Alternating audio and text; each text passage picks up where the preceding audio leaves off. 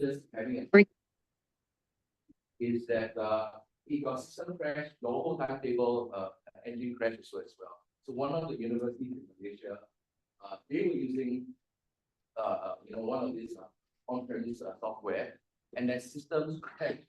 So they were very happy that they actually moved to cloud, because on cloud we actually maintain. Okay, so today the objectives data I'll just go through with you. The idea is actually to get you familiarized with the system, to test it out, and then of course make the feedback. But I want to introduce to you the team first. Emma, do you mind just helping me to press the button? So it's good to know that some of you, hold on now. Yeah, okay. All right. So we have Robert Yon here. He's the head of Asia Pacific. Do you have any few words to share? Besides everyone. Well, it's course good last night. We want because I am and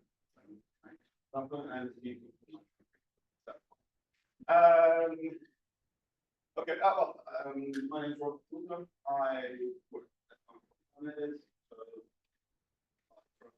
between a lot of countries, and I've worked in the time world for about 18 years. So, first with the system you use, and let's say 5 years ago I moved over to Timeedit because it was about time to How go. many years were you doing this? 18. 18 years. Okay, so 18 years. In the time. Okay, very nice. And I just want to introduce Edmund. Edmund Tan is our CTO. Basically, he's the one that's going to do most of the training today. He's very familiar, and it's good that he's here today. I'm very appreciative that Edmund's time is here. The reason why is this: every school implementation is different. Like we just finished the implementation for University of Malaya. They were moving into a cloud-based system. Every setup is different. We have the privilege to actually work with some of the polytechnics. That allows us to understand how you actually structure the timetable. So it's very useful that Edmund is able to actually articulate that. Because if not, then you'll be seeing a lot of maybe too many unfamiliar things. So we hope that in Edmund's demo and training, you'll be able to okay, that's kind of familiar. That makes sense, right? So great that Edmund is here. He's going to be doing most of it. You see this cool guy here? That's smiling. That's Jordan. He's based in Melbourne. Jordan, you're looking good. Jordan, anything you wanna just shout out before we start? Firstly, thank you for the compliment, Trevor. So usually I would run you through the demonstration, but as Trevor said, we want to make sure that the information you see today is nice and familiar, and also gives you a good reflection of what other polys in Singapore are doing. I've worked with Trevor, Edmund, Sanaza, and Robert Yan across all of the different implementations there in Singapore, and what my role is to really help understand what institutions need when they're looking to implement a new system. It might be exactly what you have and then add some more functions, or it might be part of a transformation project. And we've done all sorts of things at either end of that and in between. So my role today, as Edmund talks you through the typical workflow and what the system looks like from a typical perspective in Singapore for polys, because we do have a lot of experience there, I can come in, and when you see something that is familiar, but you're interested in knowing more, or it's something that you have some questions about, I can give you a different perspective with some slightly different data that I have prepared, and other features that some polys use, some don't yet, that are all very useful, but everyone's at a different point in their journey. So that'll be what I do today. So you may hear a lot from me, you may not hear too much, depending on how you want to run the session today. So that's enough from me. Thank you very much, Trevor. You got a bit soft, and we put it on the main speakers. Is there anything in summary of how you have prepared what is important that you want to cover? If you get the last frame again. Yeah, cool. No, that's fine. No, I was just saying, you'll hear from me a lot if you have lots of questions about things that are outside the typical poly workflow. But Edmund will cover the typical workflow, and I will talk to you, if you are interested, as we go through around extensions to that, things that you can do that other systems just can't do, and some of the really cool things that some polys are starting to explore now that they've gone their journey with Timeedit for a little while. So you will hear two things that we will often discuss. One is the timetabling workflow. That's got really nothing to do with the system per se. It's like how you do the scheduling what point of time, because you're receiving information at the point of time. Then you actually learn how to actually use the system. Now, you can't be expert on the system because this is an enterprise system. It's complicated. But we try our best to simplify it so that you'll be able to like, oh, okay, clicking here and moving this, moving things there. So I think that's the main area of what we're going to talk about today. Yeah, I will also make some comparisons today between what Syllabus is doing, yeah, and what Timeedit is doing, so you understand okay, where is that information are you looking for? And another important thing is we'd like to hear your. The more questions you ask, the better it is. Great. And we have Sanusa, she's helping us to coordinate. She's our project manager for most of our projects. I think before we go on, I think it's good since we're all here to have a better feel of the family that's here so that we can recognize your different schools. Now, and then ask you a few questions before we start. So we have, I think altogether 1, 2, 3, 4, 5, 6, 9 schools. Yeah, right? Okay, so School of Design and Environment, are you guys here? School of Design and Environment, so two of you. Now, one question, your timetable or independently, right? Each school will produce their own timetable. That's the team people nodding at it. Okay, so School of Design and Environment is over there. School of Engineering, are you guys here? 1, 2, 3, okay, all the back down there. School of Engineering, one of the most complicated, yeah? Oh, okay. All right, School of Film and Media Studies, are you guys here? Yeah, okay, great. School of Health Sciences. Okay, 3 of you there. School of Humanities and Social. Okay. School of Infocom and Technology. All right, guys here. School of Life Sciences and Chemical Technology. All right, 2 of you. How big is your school? Like roughly number of students? No idea. 500? No. 500. Okay. Interesting category there. School of Interdisciplinary Studies. Are you guys here? Okay, 3 of you over there. Sorry? B. Oh, we missed one. Oh, on top, okay. Oh, we missed out one, okay. All right. Take the tick box. Okay. Sorry. Paying attention. School of Business Technology. One quick question: have you all met each other before? Yeah. That's fantastic. Because sometimes when we go to certain polys, they don't even meet each other. So it's great that you all big family. Very important that you all know each other and can share tips and other stuff. Okay. So great that all the schools are here. You need? Okay. Press the. Oh, every time gets. Yeah. Let's go forward. Okay, 3 things that we maybe you can help me to minimize the screen. 3 things that we hope to achieve today. I know you have blocked out your time for this, and I think that's a real important investment of time on the side. But there are 3 things that we hope to achieve, and that's why we're all here.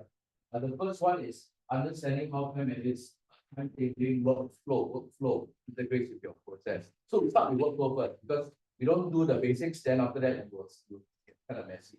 So Emma will start there. The second one is actually to see how the modules will actually help you to optimize your timetabling. A new system hopefully will help you to do things better and faster. That's what you want, right? So hopefully our outcome today is like, yes, you can save more time, you know, have more time to do other stuff. That's the whole idea. The third one is, okay, this is unique because we normally do not do this. We normally do not run these type of workshops. But I think because we have been talking for some time, and we would love our users to get familiar. We're actually going to give you a hands-on experience. Now, this is unusual. So I want you to appreciate it because we don't do this. Yeah, so we actually give you access to the system. Why we don't do it is because it's a full enterprise system. You go in, you don't know how to click, you will end up very confused. Then you're like, I don't know what's happening. So it's a guided workshop. We'll guide you on how to actually do that. So that's the 3 objectives that we have today. All right. All right. Next. Okay. Next. So an introduction. To a quick introduction to Timeedit, and we can do this before. It's an academic operations platform for some of you who have heard of that. What does that mean? It doesn't do timetabling only. That's the basic proof of that. Maybe go to the next slide. All right. There are 5 what we call pillars, and this actually is an academic operations platform, right? I understand that most of you, all of you are timetablers, right? You just need to focus on a timetable. But the problem about timetabling, or the challenge is, if your data is lousy, you end up with a lot of problems, right? Whether it's your staff data or your course data. So oftentimes, so oftentimes, it's actually marker about admin. So it's off. Thing is okay. All right. So oftentimes, you actually need to address the whole entire chain of. Why it keeps jumping on?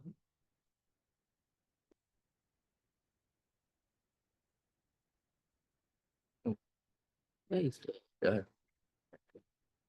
All right. So maybe Robert, you can give us a bit of a brief on these 5 things, just an overview, because you guys are here, right? You said I'm only interested in timetabling.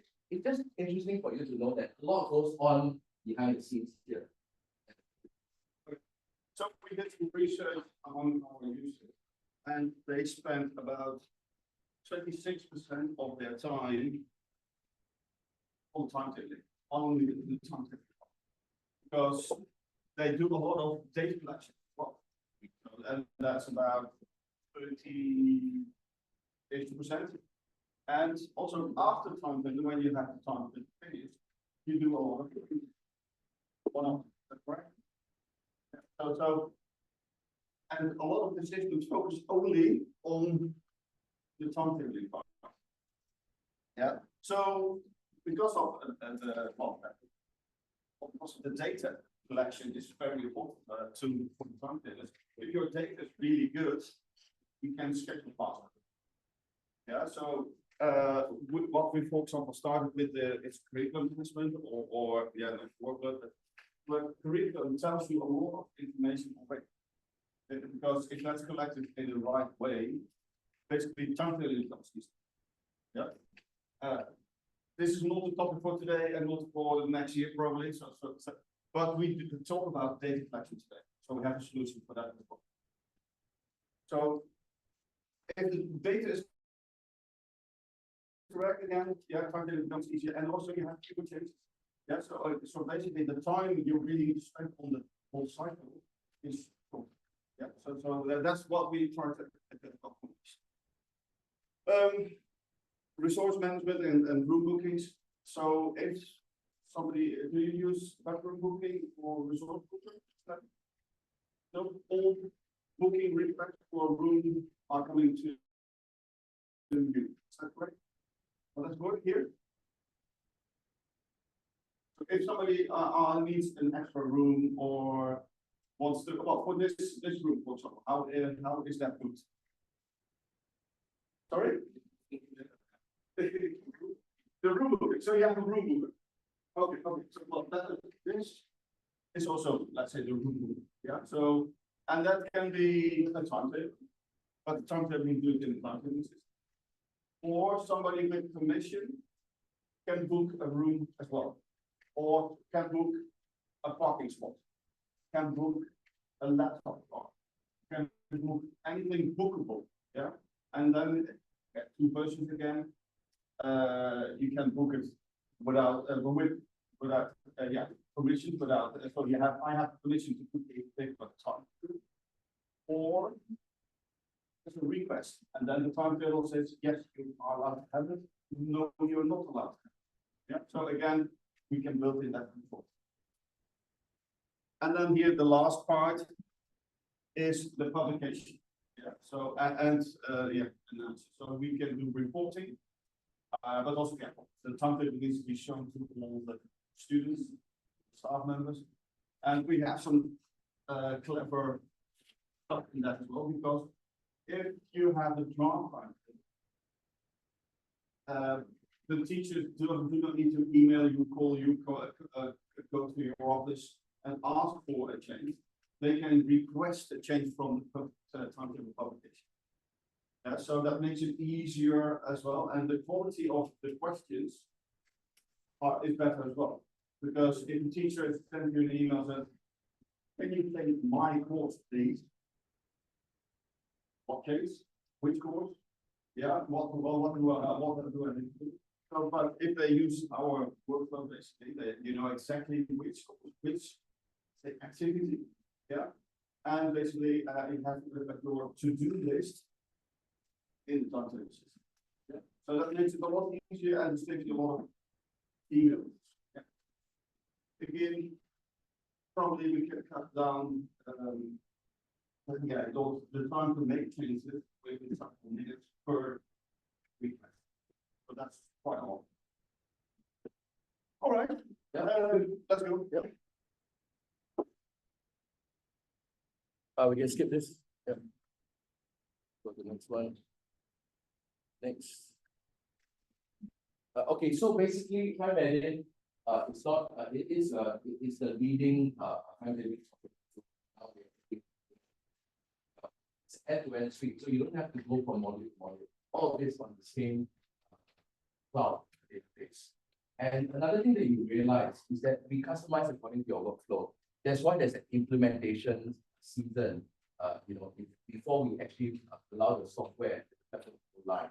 Meaning what? We actually customize according to your workflow. That's why we spend a lot of time with the Domestic and Republic to actually work out something that they wanted. The system is flexible to do that. So don't think we're trying to force you into any particular workflow.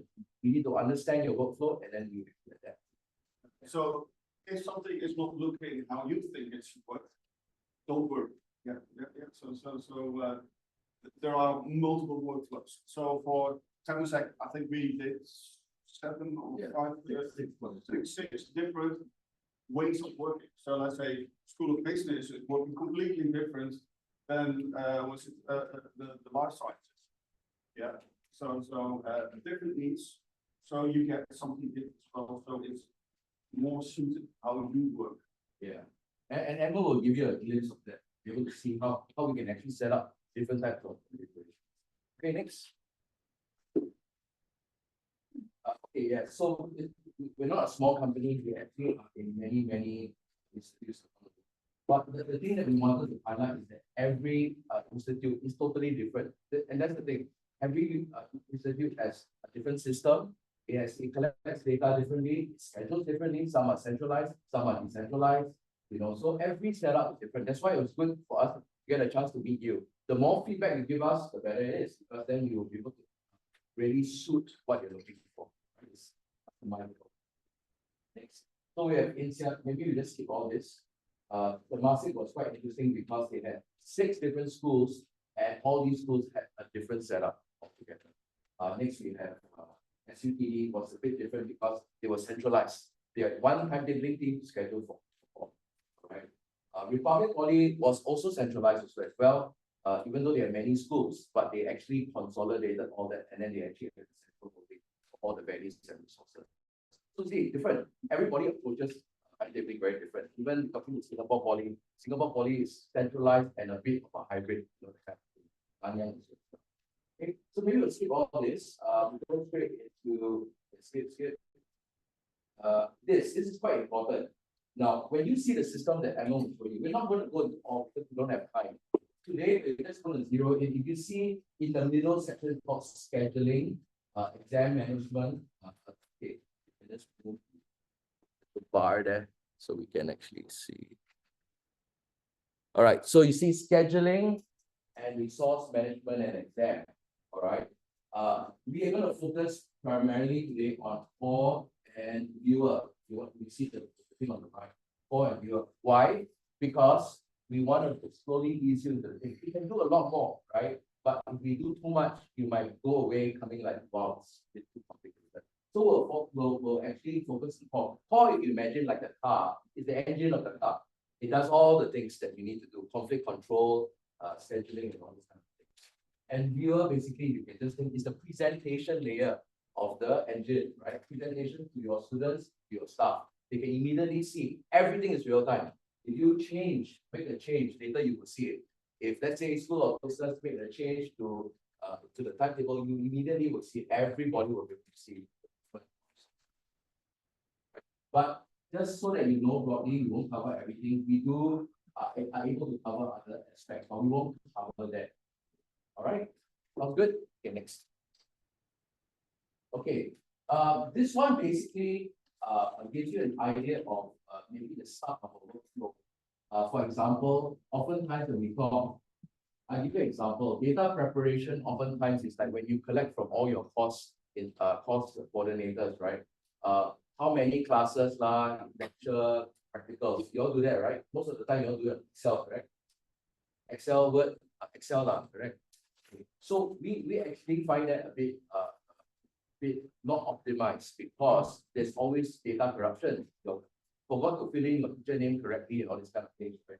One of the things that we've done, we're not going to touch it today, but we've actually automated that process. So you can actually send all your course coordinators to actually fill in how many tutorial they want, practical, what are their preferences, what do they need for the things. I need a whiteboard, I need this room, and all these kind of things. That gives you very clean data for you as a timetable. Like, I don't need to check anymore, this data is clean and I can schedule. Right now, you all have to collect it from Excel, keep chasing them, and after that, you're going to enter it again.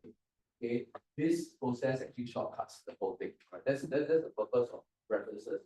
Now you understand, right? Clean data going in helps you a lot as a timetabler because the problem is sometimes when you get, and this sometimes actually happens to all the clients, right? They send it even 1, 2 wrong, the whole thing all messed up really when you try to run your right. So one of the cool things that Timeedit does is that we actually are able to send this, automate that process. Got it? So that's the data. You don't need to type it in, Yeah. or upload it. As soon as basically the data is collected, it is in the timetabling system. Yeah, so basically when the teacher or the coordinator submit, you have access. So you don't need to double type it, you just need to maybe check it. And then when you're happy, then you can skip. Yeah. So that's the preferences part. Of course, we also have an auto scheduling engine. Do any of you use the auto scheduling function? Yeah, you know what it is. Okay, you all know what it is, right? And auto scheduling is actually a tool that allows you to automatically populate and schedule your classes. But it is not a genie in a bottle. A lot of people think, wow, Trevor, I press the button and it does all the work for me. Yes and no. It does the first base layer of your planning if your data is correct. If your data is all over the place, you end up getting very frustrated. And then you realize faster you do manual. You know what I'm saying? It's faster than you do manual. Okay, but we do have auto pilot, and this is something that maybe down the road you guys might want to consider auto scheduling because it will save time. Because once you roughly clean data, you roughly know your patterns, auto scheduling is a great tool for you to be able to calculate it and optimize it. Okay? But we won't cover that today because that's a very complex kind of setup and workshop. Okay, so that's autopilot. Another one is allocate. I'll just talk briefly about it. Maybe Edmund, I'll just pass the time to you just for the allocate part.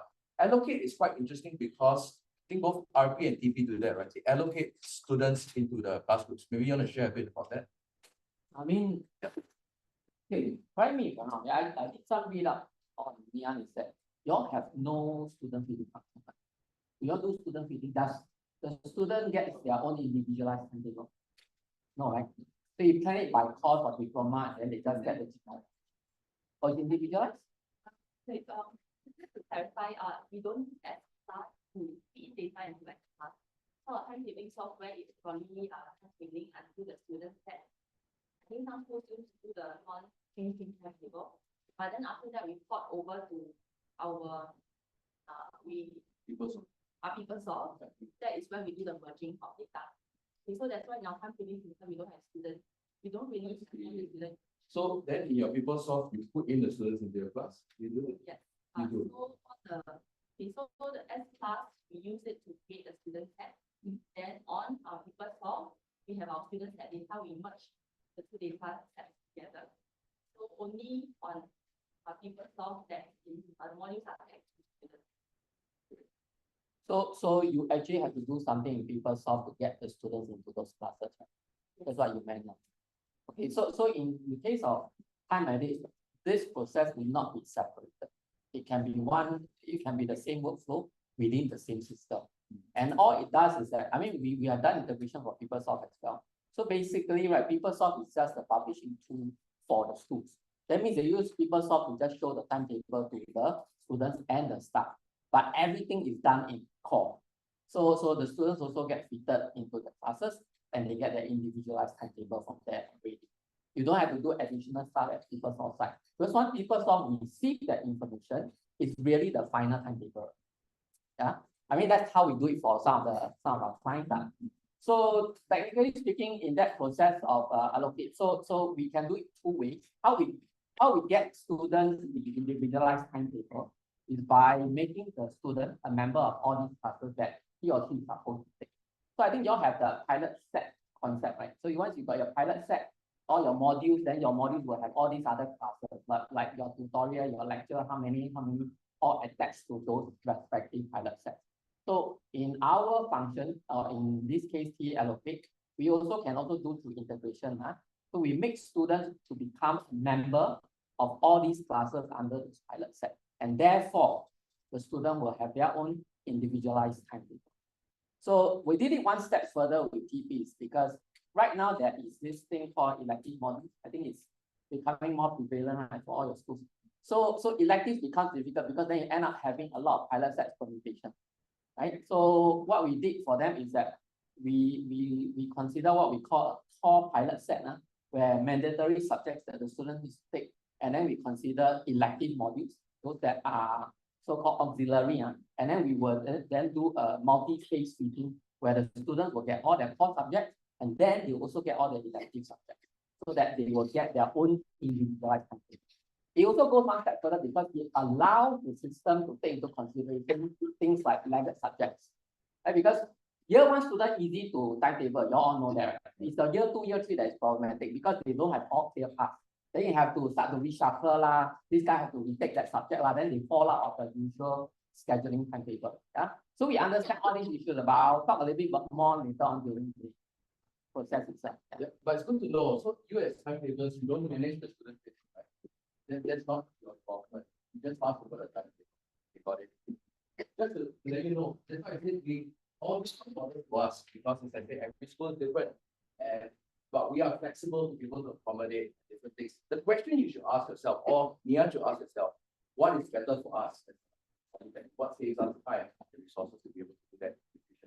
So I think it's a good process. It's not a replacement of your syllabus plus. It is how can I get things done better? That's the thought process that's important that you also think through as well.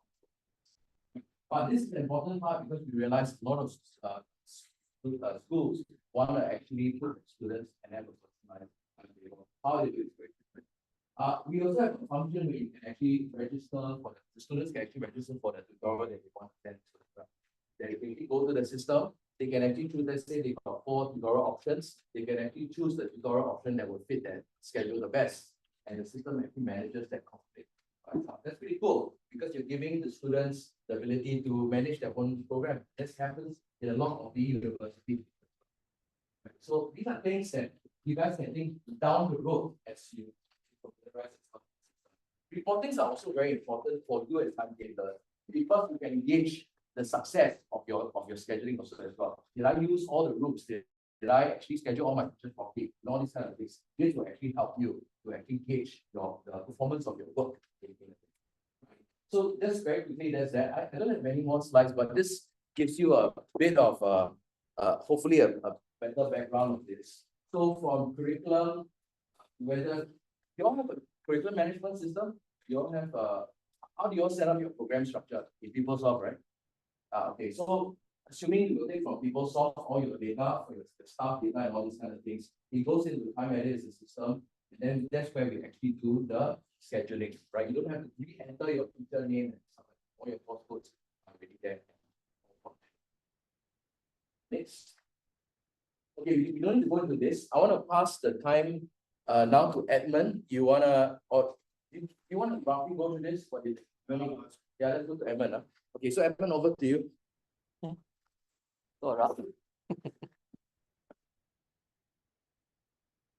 So Emma is gonna take us through first of all an introduction to the system. So you actually now start to see what the system will look like, and we will give you access to it after lunch. Okay, so because if we give you access now, then all of you will be like playing around with it. So we want your attention, get an understanding of it, and then we'll take it from there.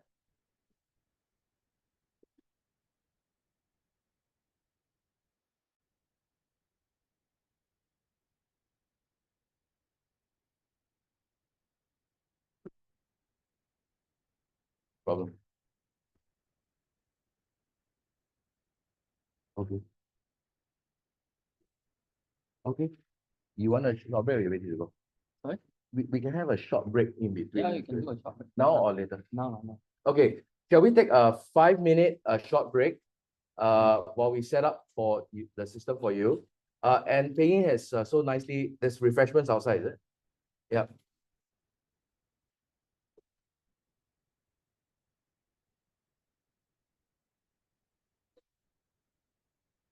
So no drinks, eh? Thank you so much. So let's come back. Okay, let's put a time. Just a quick toilet break. 10 minutes. Right?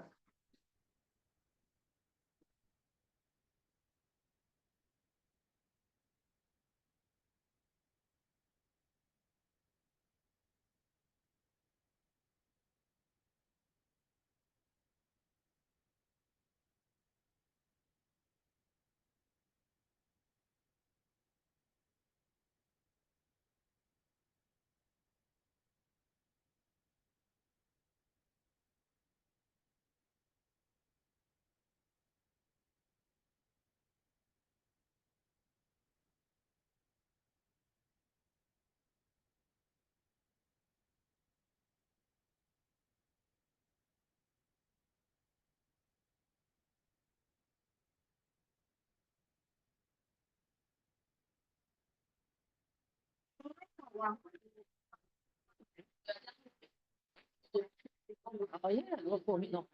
I can no.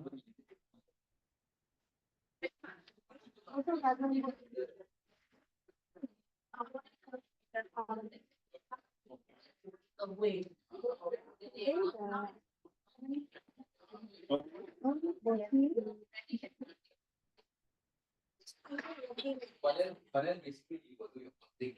Not charging? No charging. Oh yeah, it's working. Hi, working on Thanks.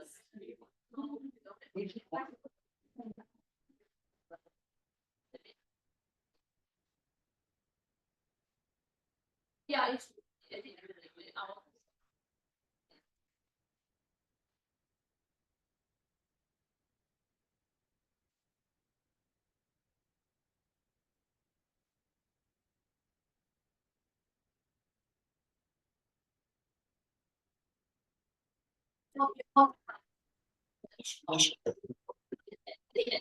Change the audio straight away, let's get it.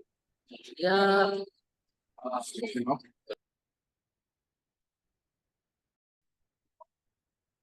Morning once again. My name is Edmund. So I'm actually the technical director for Edit company.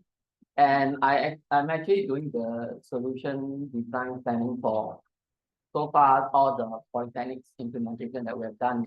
So that includes the integration part. Just a quick show of hands, besides those coming from school. Anybody from the registrar department? Nobody. Registrar team? Nobody. No AAP. Yeah. Okay, but IT is here.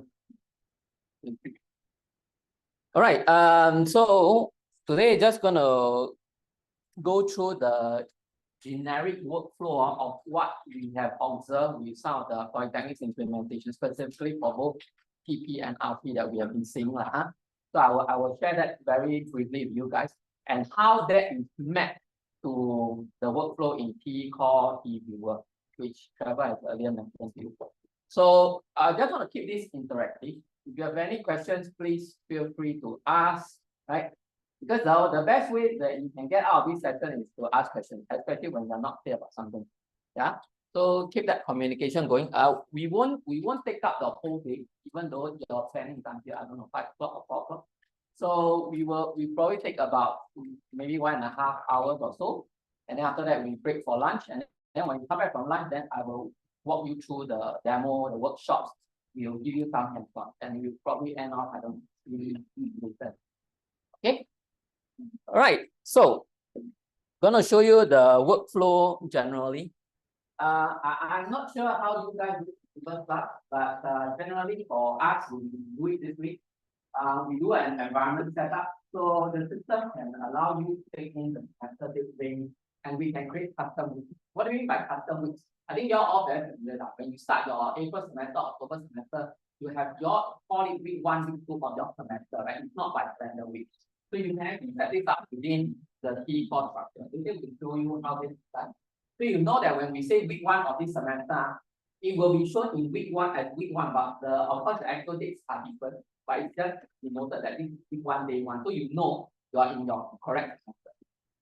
And then of course, the view or the workspace that you're looking at the application is all customizable, meaning how you see it maybe in School of Engine versus what you see in School of Life Sciences or whatever could be different because of how you set it up. Right? Again, I will elaborate more on that later. Next, we go to the data setup. So I think in C++ you all do this. You have to import the data for every semester because C++ does not take into consideration all your past schedules. Every semester is a research write-up. Am I correct? Yes. So you don't really get to see your past data. You basically got to keep pumping your current semester data, and then you start reviewing. Now, in case of Timeedit, this is not true. You key in your staff data today, your staff data will still be around for your next semester and so on, but you do not have to re-key in. So common things like rooms, staff, these are all references. You only need to update them if they are changes. Like if the staff needs to take like if you got a new adjunct staff, you can always add on. But the staff will persist. So if a full-time staff is there and been there for many years, you continue to do that. You don't need to have to load the data. Right? So same thing with some of the modules and all that. But because of this, what we call a multi-year calendar, it allows the system to hold all your reservation data from yesteryears. So you could be maybe you are a 10-year user already, you still have all your reservation data from 10 years ago. Likewise, you can also plan your timetable 10 years in advance if you want, because the system allows that. Right? So it has a ongoing what we call the chronological. So the years we move forward backwards. So all the data is precedent. Secondly, is that this data setup did not be done to did not be manually entered. Because obviously you all know, right? Manual data entry very it's not difficult, it's just it take a lot of time. So how we can send in data to the system is that we do it through integration. If your module information are already residing in your LMS or PeopleSoft or whatever, we can keep put that data directly. So you do not have to manually key in every now and then. Right? So this can be done in the or alternatively, there are certain data that needs to be manually uploaded. So what are data that need to be manually uploaded? We're talking about your pilot sets. Because you're planning in Excel, right? But you have to then translate this into the system. So how do we do that? We can just use your Excel. You can just manually upload and then the system will receive all that data. So that's also done through. And then in addition, what I'm going to talk about call and viewer, we also have things like key data manager and key preferences, right, to do data collection. I think what Robert earlier said. But you have not seen what this is. Okay, so I will just give you very briefly what this does.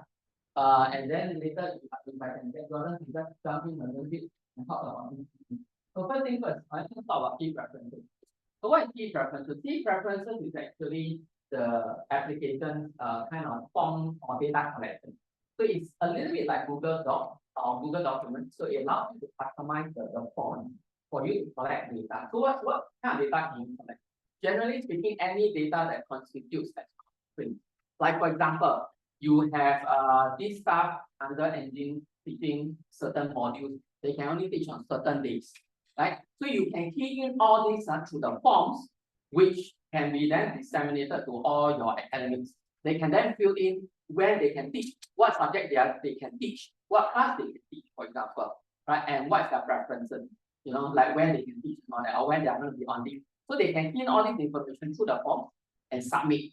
Once the submission is done, it doesn't come to you in a form of an Excel or email, and then you have to receive it. No. Once they submit, all these preferences are then recorded by the system and taken into the system for scheduling purposes. It means the next time you're going to schedule this guy who just submitted the form, who told you that he can only work on Monday, right? Then when you go into the system and try to schedule one, you will see that he can only be scheduled on Monday, no other day. Right? That's how the system creates data receipt. Okay, and that's why we call it transmission. Okay, and that's why you do your constraint part. Now, without going too much to say, a lot of these timetabling so-called rules, constraints are all mostly in the back of all of your mind. Because you are the schedulers, you all know better than the registrar, you know better than the IT, you know what are the codes, who can you schedule, who can you not schedule, it's all in the back of your mind. But it's not documented anywhere in the school SOP. Because you all know already. So I work with this guy, I know like this guy can only teach here and there, that kind of thing. But only you guys know, so the system doesn't know. These preferences allow that to be collected and harvested from all of you guys and then put it into the system itself. Now, beyond considering receiving these constraints and putting it in so that when you manually timetable, you get to you won't deviate from that preferences, right? But at the same time, these preferences is also used for auto scheduling. So now you see, because once you tell the system when, who, what can teach this subject and when, the system collects all these constraints and then put it into its database. And when you have enough information to make this viable, the auto engine can then auto schedule based on all these preferences. And it will give you the baseline of what your timetable will be like for your specific schools. Then all you need to do is then go in and optimize it. Like for example, for some bizarre reason, like you know this guy must teach on a Friday at a certain time slot. So even after you explain all these concepts, for some reason he doesn't get fitted into, but you need to manually move him now. So that's something you then manually do afterwards. So we call that optimization, put it this way. Yeah. So it allows all this to be done and integrated. Do not see the system as something that will be based on numbers, but because the system, as what Trevor mentioned, in an enterprise level application, it can do way more. So the important question to ask yourself is, what do you want to see where the timetabling workflow is supposed to be? Like what more do you actually want the system to do? Right? This is all possible. Let's talk a little bit about data manager. Okay, to be fair, I'm not very familiar also with it, but what data manager does is that when you get all your free collections of all these data, the system will give you some form of quick analytics information. Like for example, like if you want to see all your classes and all that, the system will be able to tell you whether this specific classroom is being overbooked. Like for example, you will only have a few key major lecture halls. And everybody wants major lecture hall for main lecture classes, right? So the thing is that sometimes you will just schedule, then you don't realize that maybe when this time I want already someone is taking it, for example. So the data manager will actually tell you, right, when this specific room is presumably going to be heavily booked, you need more resource in which specific area, like maybe you don't have enough staff to teach so many of these business classes, for example. So the system will actually prompt you already, gives you some kind of pre-scheduling analytics for you to. Yeah? I can add to that, Edmund, as well, if you like. Yes, please. So the way that this works, Edmund mentioned our preferences module. That preferences module for data collection sits on the same single central database as the rest of the platform. And so when you have things in that data collection form that you want to collect from people, so for example, the type of room they want, a campus or a building or any equipment, anything like that, right? The options you can give them are what's in your database and is already validated. And so in that way, you cannot receive poor quality data collection from your submitters. And by doing that, we get high quality data. And once we've collected that data, because it's constantly flowing through and all part of the same platform, what Edmund's just describing there is our demand analytics interface. And that can show you on an ongoing basis, updating in real time, the collected data you've received. So as you said, let's say you have Jordan, big you want lecture to halls. share your screen, is it, Jordan? Yeah, Do you good wanna- idea. I'll Yeah, give you a quick glimpse. So this is a little bit of a sneak peek for everyone. Yep, you can go ahead, share your screen. Yep. I'll just bring that up. Bear with me one moment. Okay, making sure everybody can see. Yep, we can see Yeah, it. beautiful. So this is a bit of a sneak peek. So this is called demand analytics. So we've collected all sorts of data, right, on what we need for scheduling in, say, the upcoming semester or whatever period you want to work with. And based on this, then, we can see in that data, we don't know exactly when every class will be scheduled. Because people give us, for example, schedule a lecture in this week, right? But we do know that in week 2, we're going to have a certain amount of lecturers who have requested a big lecture hall on this campus with this equipment, and a certain amount of lecturers that have requested it on that campus, and so on. And so because of that, we can do some really intelligent things like look at the average weekly demand for certain buckets of resources, and you can configure what buckets should be, right? Should they be lecture halls on a certain campus above 200 seats versus under 200?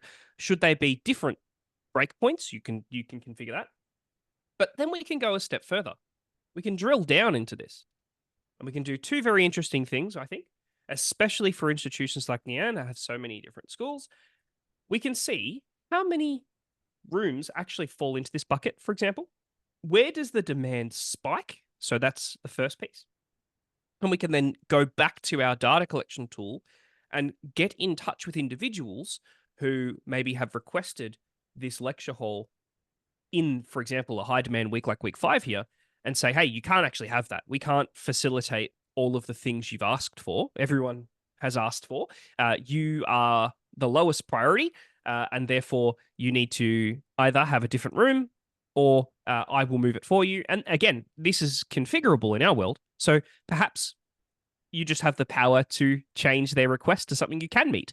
But what this means is that you don't have to find out while scheduling that you cannot meet the requirements of your academics and departmental staff. The extra piece that helps with this is piece number 2. We can view, for example, by week or by period, if we have faculty information or different groups and schools, departments even within those who have specific identifying criteria. Obviously, that can be part of our data collection process, and we can visualize that here. And so this might be a room that's owned by medicine, but most of the requests come from engineering. So if I'm saying I'm rejecting anybody's request, I'm going to be rejecting engineering's requests first because medicine own this room. And so there's support for things like departmental ownership and delegation within this tool as well. This will change shape. This is a concept view. But this will have its final version released quite soon, actually, and it's looking to be very, very useful for a number of institutions. I'll hand back to you, Edmund. All right, thanks, Jordan. So let me get back to my presentation. Okay.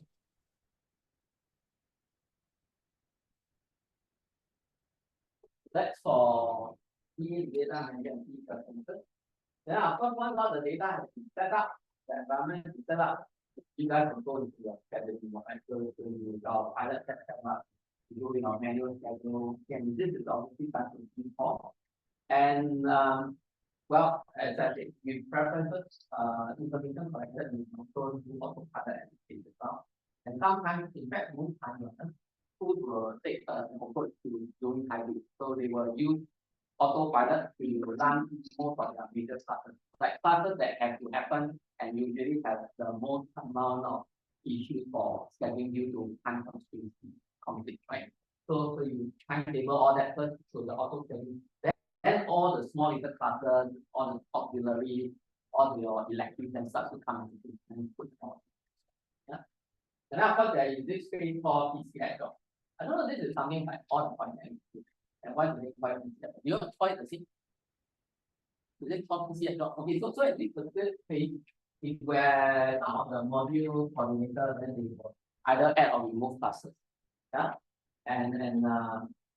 Because the module coordinator will not necessarily be a scheduler. So we can also just give granular access to this staff who can then go into core, but they won't be able to touch the resolution. They will only be able to allow moving certain modules or adding or removing students right during the period. And then of course we have the student meeting. So I think this portion is when Dian saying that you upload this to your PeopleSoft. But here we also do it from within core itself, either through the use of allocate or some form of integration with logic building. At this juncture, Jordan, do you want to talk about allocate a little bit? Yeah, absolutely. I think it might be best to see the rest of the system before I show TE allocate, but I can talk about it here. TE allocate gives your teams the ability to directly craft and control the way that students are fitted into classes. If you'd like to craft specific journeys for certain groups of students based on characteristics, so in Singapore, we see things like GPA and gender distribution as part of these decisions. And so the student cohorts are made up of then, the GPA groupings and the gender divisions, perhaps the nationality is another common one, these sorts of divisions as your users would like them to see. So it might be 20% of one group and 10% of another and so on. It also allows us to group different classes together across a course so that they are, whenever they're picking or are allocated into something, you may be familiar with the concept of a stream, is a commonly used term for this. It works a lot like your pilot set, or maybe just we call it a pilot set here, ensuring then that when a student is allocated, they can be allocated to, say, 3 or 4 classes at once that all form a bit of a package for them to take. So, for example, if they are put in the Tuesday afternoon lecture, they must be in the Thursday morning workshop and the Thursday afternoon tutorial. They cannot be in the other workshops or tutorials. That's their stream. And you can craft those sorts of journeys in Allocate as well. Of course, once I've seen the system from Edmund's wonderful demonstration, then I'd be happy to jump back into Allocate if there is some desire for that. Okay. All right. Thank you, Jordan. Thanks, Edmund. So last portion is obviously the timetable function.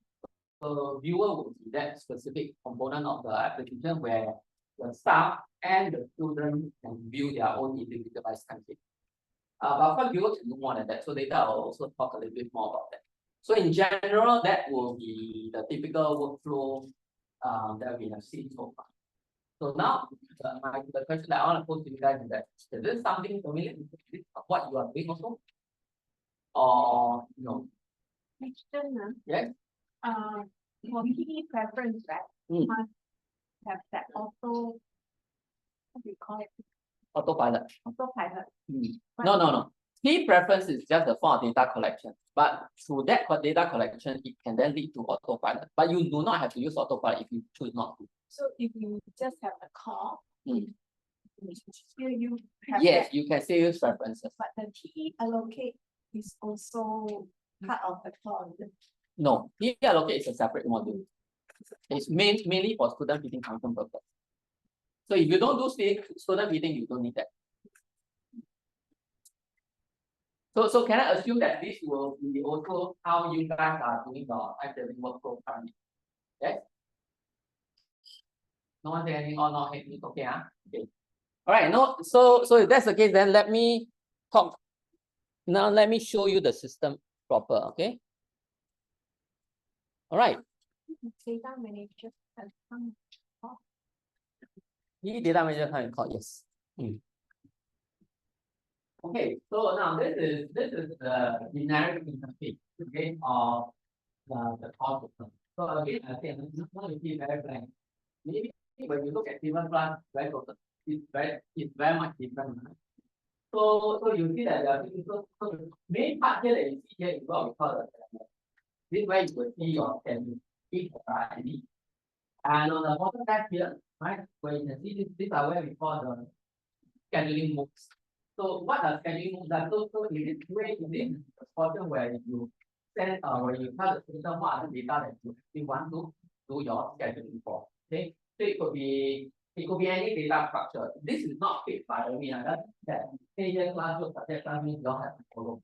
It all depends on what the school wants. So you can go to another school it looks something similar, but the data structure there in terms of the scheduling could be totally different. It may not be called class, we go to pilot set, so we call module block like what you guys are doing. Right? It could be anything. So it all depends on the workflow. Again, so the moment you select something here, the actual data object will show up on the bottom left here.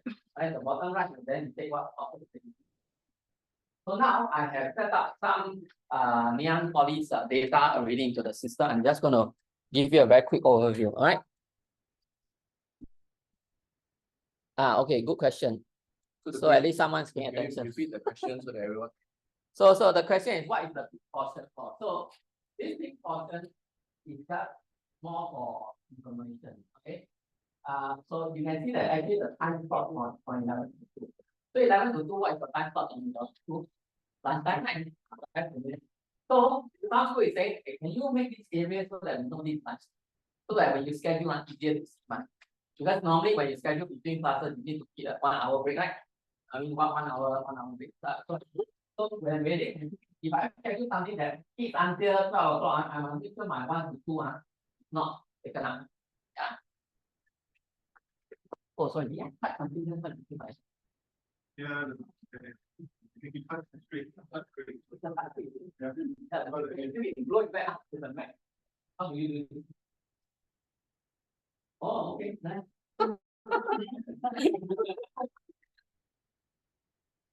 Also, guess. Okay, so now you see nothing on the screen. Okay, that's because we haven't selected any object. Okay. Now I'm going to select something quick. So I think this modules are things that are not modules, they are called module blocks. Okay, because I just received the data, we didn't really go to that, but I look at this module block and I kind of think that they are your, I don't know, either set of classroom equivalent, because each of these module block has got a X number of modules and there are X number of classes attached to those modules. So you're using module blocks to schedule the class, right? Yeah. So you got your ACC 2101 and all that. So I kind of created those department your sound, your PS, and all that. And I also included size and all that. Just for this. I mean, you see that all this information that you see here are also highly customizable, because sometimes when you connect your module block, you want to see additional things. So depending on what you have set it up, you can see more information. Like for example, if I want to see what is in ACC 2101, I go to modify object. These are the fields that we have pre-populated, right? So you have your module block here, and we see the department, we have things like which range and what are the modules. So again, all these information are combinable. This doesn't mean that you look at it now, this is what is important to know. You will work with you guys to see what are the information pertinent to your module. So in this specific area, what we find classroom block, we call it module block. So we change it to quite module block. So you can decide what are the things you want to put in that, right? Okay. So once I select ACC 2101, now you see something happening, right? You see things.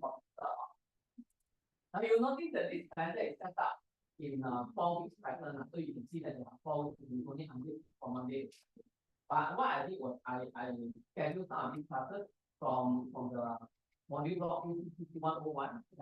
So you can see that okay, there is a lecture for advanced financial accounting, we talk by Nancy, okay, and then we be able to do one. So these are the timetables that I already planned up for. Yeah, so one thing you are missing, and now I do the comparison with the syllabus and Timeedit, is where are the blue diamonds? Yeah, you are always looking for the blue diamond. So basically anywhere here where is white space, or in this case also pink space, that is actually our blue diamond. Yeah. And something else is very different because you you focus on, let's say, the module and the activities belonging to the module. And then all the other things that block to schedule somewhere, you will see normally colors. So light blue is teacher blocking it, yeah, and purple is whatever. You have all the colors. We don't use the colors because in each basically field here we tell you what the blocking or the clashing object is. Yeah, so here I can see it's whatever, a tutorial and whatever, and a particular room is blocking it. Yeah. So I see so the more I select here, the more clashes I will see in my screen. Okay. So once I selected the module blocks, I can see more of the objects being up. That means if I want to schedule module block ACC 2101, as what Robert has mentioned, all the white space are your blue diamonds. So this is where you can actually schedule more classes for ACC 2101. Then you will notice that I move down next to the subject class or your actual class. So what I've done was I made the relationship for all those modules under ACC 2101 and their corresponding classes to be inside the related list. Now, if I don't put related, you will see that there are a lot of classes, 816, right? If I put related, the total selection now is being streamlined down to just 42. So what system does is that obviously all the different schools will have many classes, many module blocks and all that. So there are actually filters and selection that can do in order to narrow down the actual data that you're supposed to select, like maybe pertaining to your own school. So that one I will talk about in the data afternoon in the workshop. We show you how to set up filters for that. Yeah. So we have already set up filters for that. That's why you can see that when I select ACC 2101 and I click related, all the related classes for ACC 2101 will start. And in this case, there are about 40 classes right now. Okay.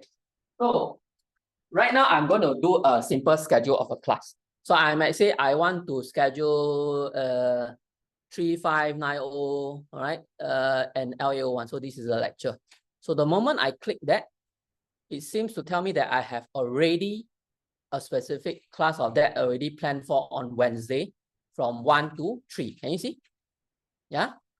So again, corresponding class type, this can be automated, but you can also pre-select. So since it's LA01, it's a lecture, am I correct? Yeah.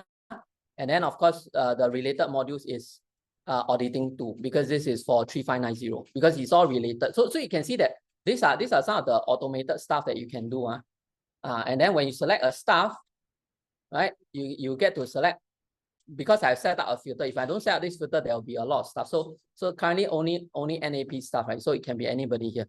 If you want to look for one guy very quickly, even like let's say you have 1,000 person, if you know the name, for example, you just need to type. Let's say it starts from A or it starts from B. You know, the moment you key the text search will quickly review who are those people with that name, with that search string. You can just key and then you will keep coming up until you get the So it's very, very quick search engine. Like if you want Bell, then you know it will eventually just get to that, because it will not always narrow down to the search field very quickly. Yeah. So hi Edmund. Yes.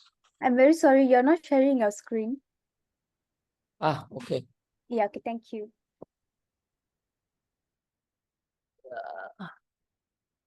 One second, let me share my screen so the other. You can see the screen now, right? Yes, thank you very much, mate. Appreciate it. Okay, and then we have things like location suitability. So these are things that you can set up, for example. So I'm going to set up a filter here. So when I select suitability, right, it is telling the system, right, what are the rooms that I'm going to go for. So maybe I'm looking for PCH rooms, for example. Right, so when I click on PCH rooms for location suitability, the next part is choosing location, but you only show all the related rooms pertaining to the PCH room. So then it will show out only all the PCH rooms, not all the rooms in your school, but only only the specific ones. Yeah. So let's say you get to choose what you want, and then that's it. Not all the fields need to be selected for reservation to happen. Sometimes you may want to leave the field blank. For example, you are scheduling for a class, but you do not know who is the staff. Could be an adjunct who hasn't come into the school. Could be a new staff yet to join the school, but expecting to come. So you do not have to key in all the fields. You can leave some of it blank. But again, depending on what Nia needs. Yeah, you're saying, I can just put in the module block, I can just put in the class, but I'm going to leave the staff and the blank because I do not know yet. Yeah, but I don't want the placeholder to block out that specific time slot. Yeah, so you can do that. You can leave the staff and the location empty. Yeah.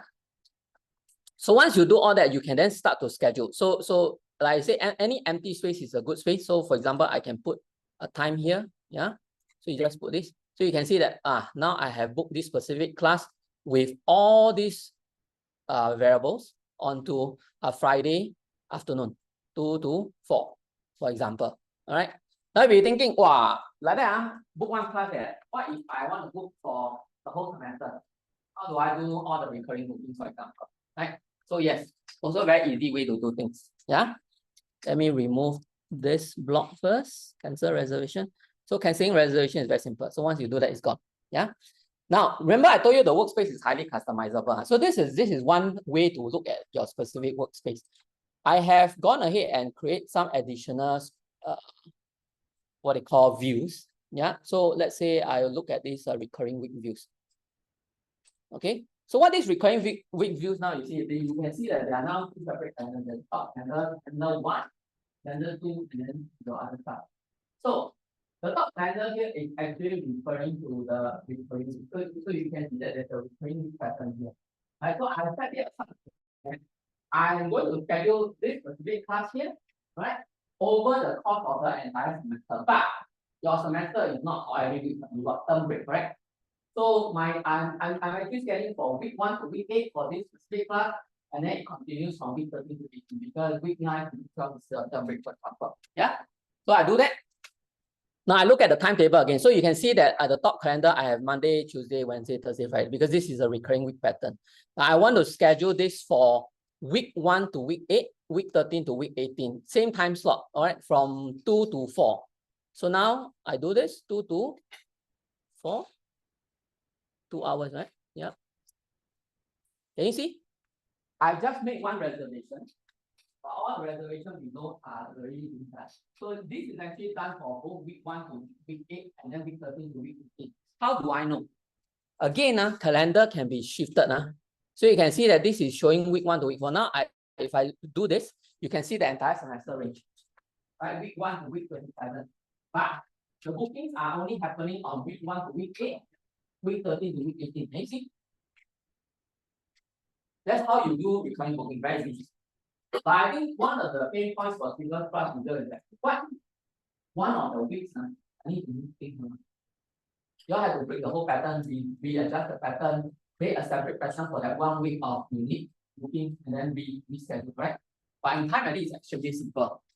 Let's say week 9, something happened. Okay? Week 9, something happened. Maybe let me go to week 9. Let's see. Week 9.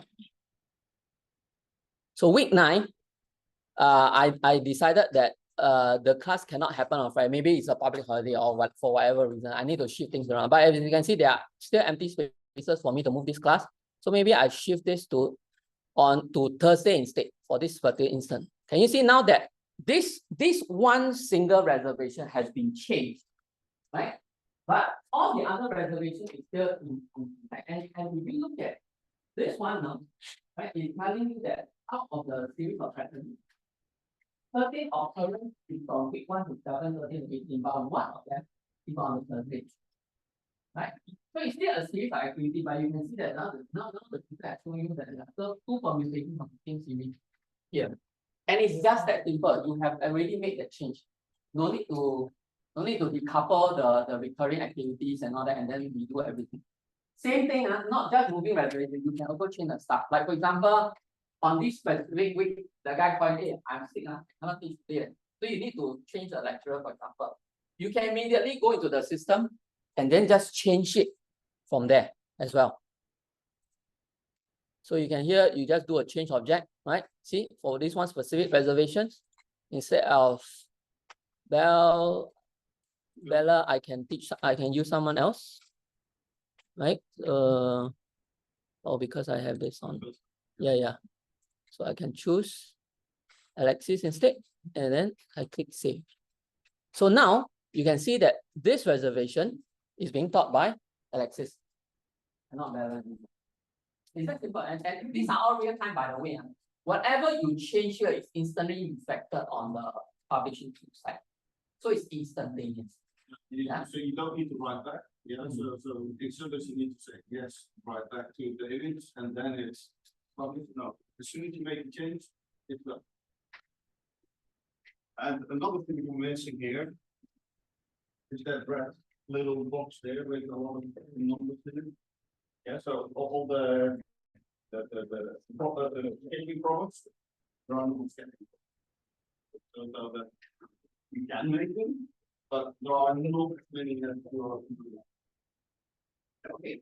Now, so what you see here is a very simple way to manually timetable, and it's really that simple, like, because if that's what you are, of course the system is capable of much more, right? So, but today, because one day workshop or rather half a day workshop, you don't have so much time to go through a lot. But at least give you an idea of how easy it is to use the system when you have all of the stuff. Now I'm just gonna go next to, okay, maybe before I move on, is there any questions so far? Yes?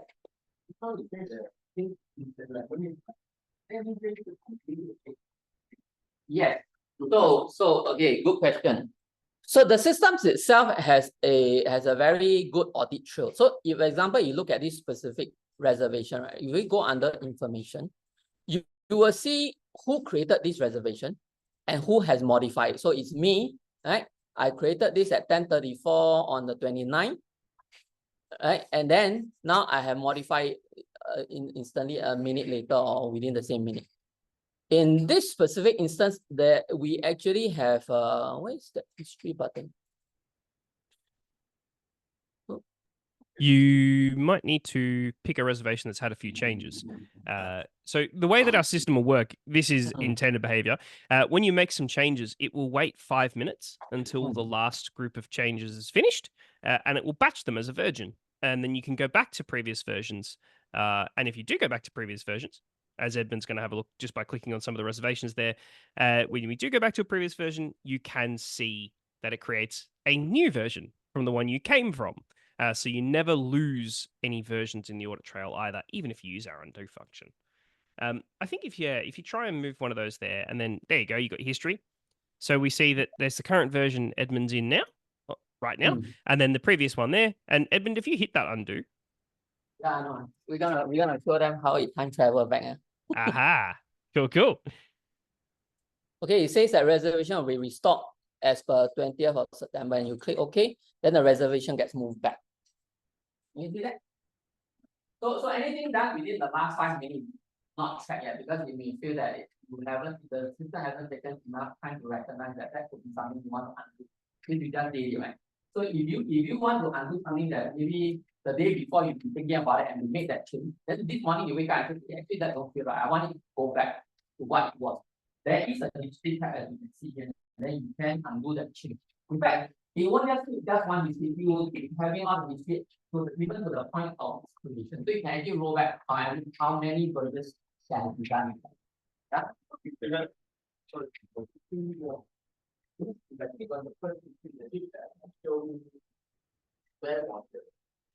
Okay, the accurate all information. Yeah, before yeah, so can you scroll a little bit down? Yeah. Down or up? Yeah, down. So all information is data. So if you click on whatever the other one, so the open down, yeah, the one field. So then I don't know what was changed, but you can see what information has been. Yeah, and just by clicking this button there, it restores to the old version.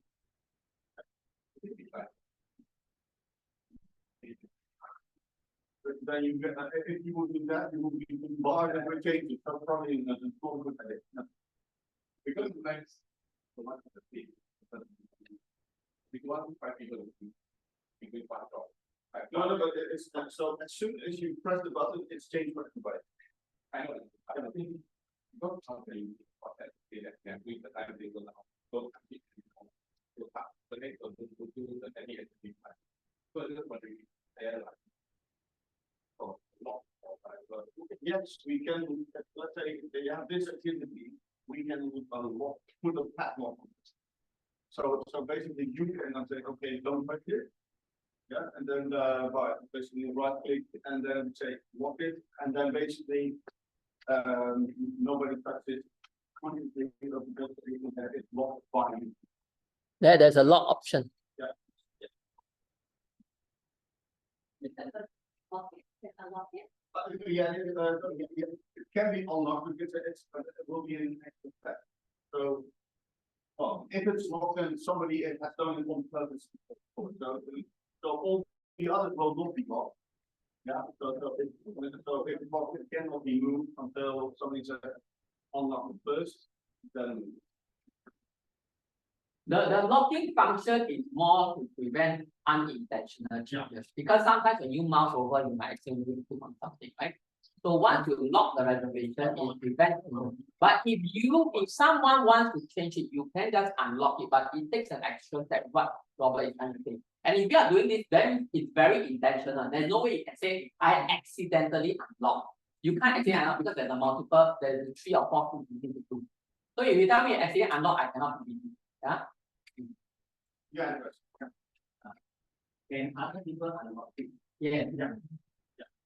Yeah, but there is an additional piece to the lock function whereby when you do lock it, it will ask you to provide a reason for that, and that can then be recorded in audit. So when someone does make that lock and then it is subsequently unlocked, you do have visibility over that trail. The system keeps a very comprehensive audit trail. You cannot delete anything without people knowing, right? The system will check everything. So what if concurrently there are 2 people looking at the same screen, 2 people concurrently make changes? Whoever passes signal first. Because this is a live system. You say it takes 5 minutes for it to. No, 5 minutes for the system to recognize what changes you want to undo. But anything you make is immediate. And if 2 person is trying to edit the same object or same reservation, the one who click it first will get the change inspected first. You follow? For the second one? Second one, if he clicks and the change is closer, that means in the audit trail, there are 2 modifications to the same reservation. You will be able to see it. Because let's say she key in, right? Initially I clicked that, she go and modify, her entry will be there. Then you immediately 0.1 second later, you click, you are on the next trail. So your changes will be the last one, but we can see that historically there are 2 more people who have done. So which one will be? You, because you are the last one. yeah, but you will be recorded here. Yeah, you will be recording. You will be your name, yeah, and then your name next to each other, so you know exactly who did it. You will show the right?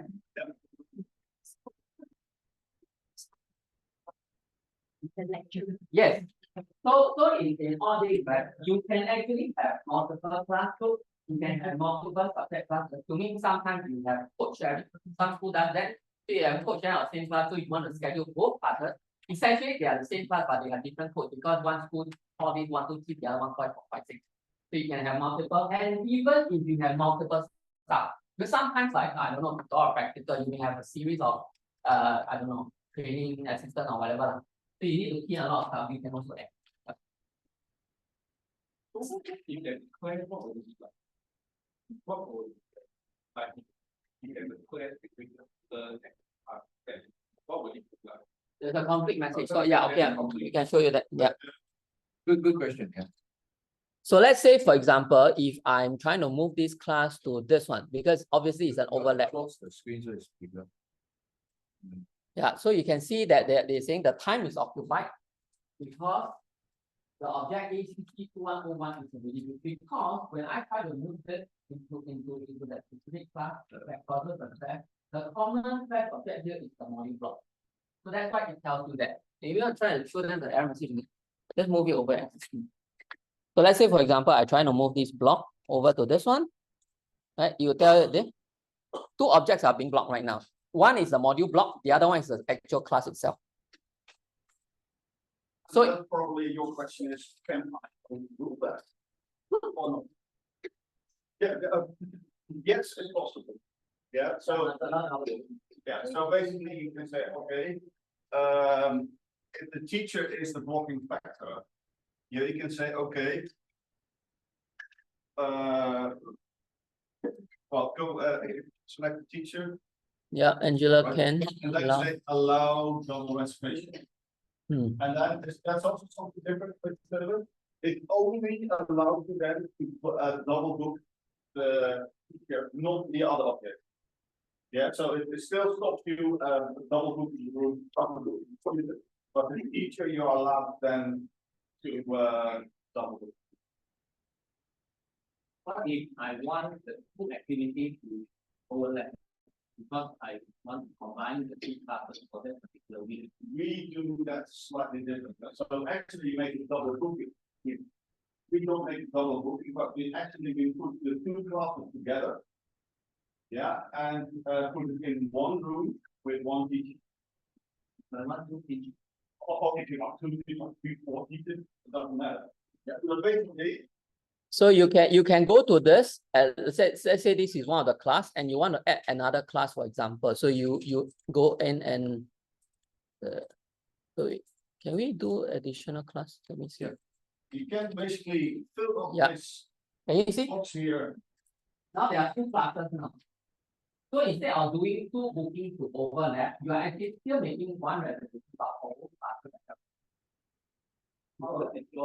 Yeah, that is already there too. So I just need to save it.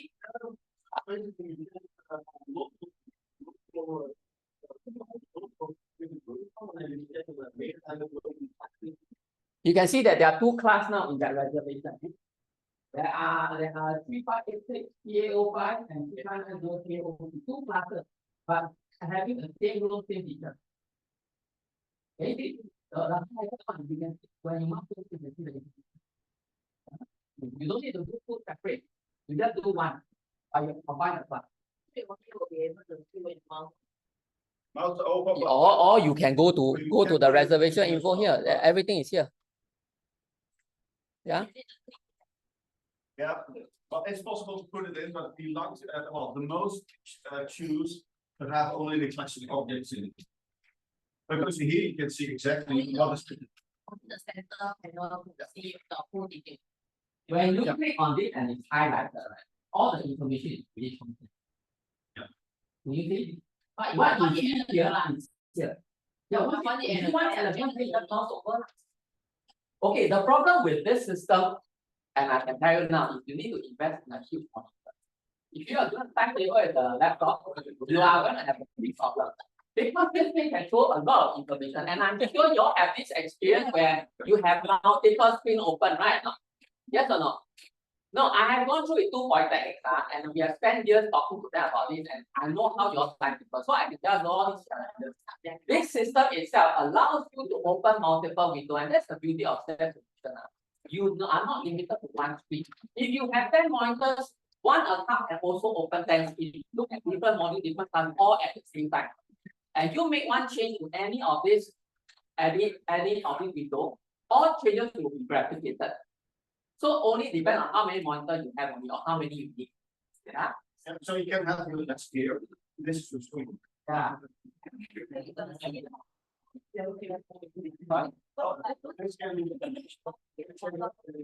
Okay. No, the screen itself, the workspace itself is what? Right? You can make it one, only one, that's up to you. But my point is that you have multiple windows of the same workspace. Bigger differently. So maybe you can have one that shows a different module or a different class. And you don't want to show differently, you just want to show one because all your weeks are, for example, right? So you have one that you have one open And because when you have two side by side, it tells the difference. It's not that the screen cannot show, the screen can, but it becomes very small. Personally, when I do this, I use the 55-inch TV in front and I'm sitting half a meter away because I can see everything. Maybe another question. Yeah. It's very great. Some people like colors or not? Sorry. Colors? Yeah, you like colors. Let's put some colors in. Yeah, you go. Thank you. Okay. So, and now we'll do it without glasses. Sorry. Very brave, RJ. So yeah, so you can decide yourself again what color time you like to have on it. So maybe, well, maybe you are reviewing your content and say, okay, it's everything in the same building. But then basically select building and say, are there different color? Maybe I need to. Or maybe I want to see, okay, well, this is all from class time. Yeah, so if there's a particular rhythm, it's the lecture before the tutorial, the workshop. Yeah, so let's see if you can see that.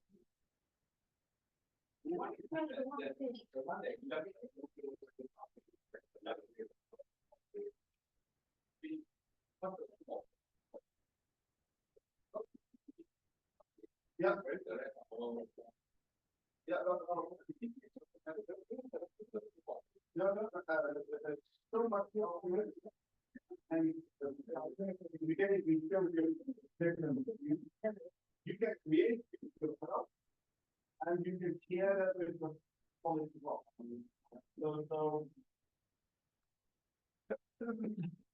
So here we have a whole list of different views. Yeah, and here you see a little line.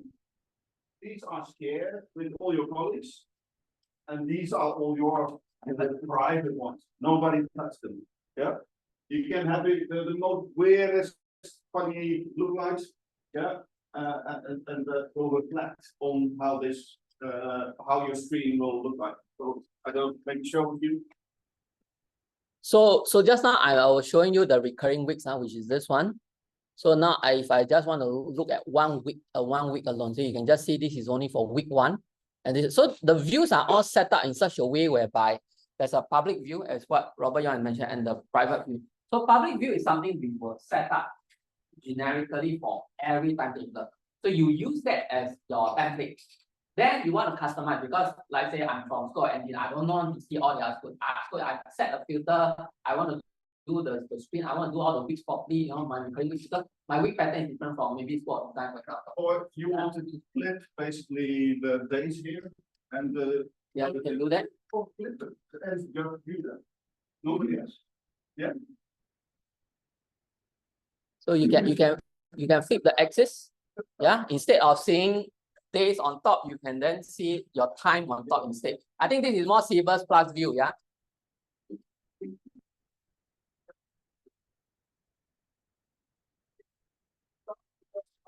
You see in the box here. In this box here, I'm telling what I would like to schedule. Yeah. And all the objects here are shown in this screen now. So yeah, so basically, well, I can go to you. So I have said here, I would like to schedule this object with this module and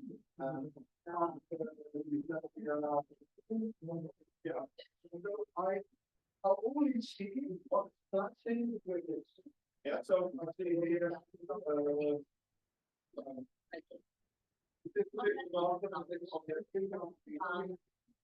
yeah, it's only the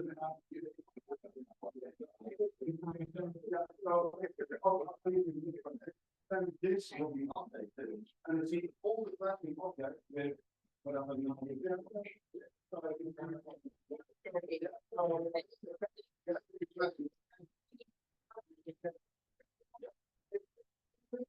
You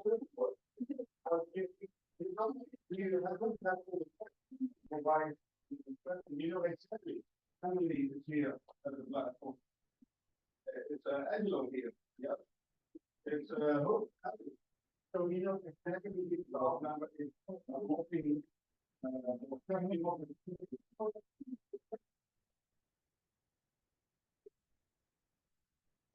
Private to the one.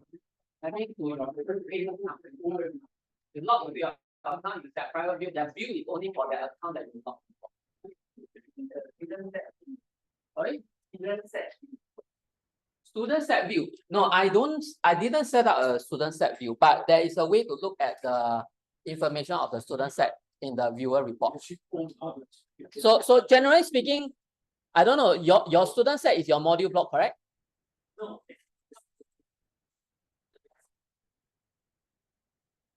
So it's a timetable. You're talking about the timetable. You're talking about the timetable of the module block. Yeah, timetable. Yeah, can. I'm going to touch on that later. This is core now. We haven't talked about viewer yet. Yes.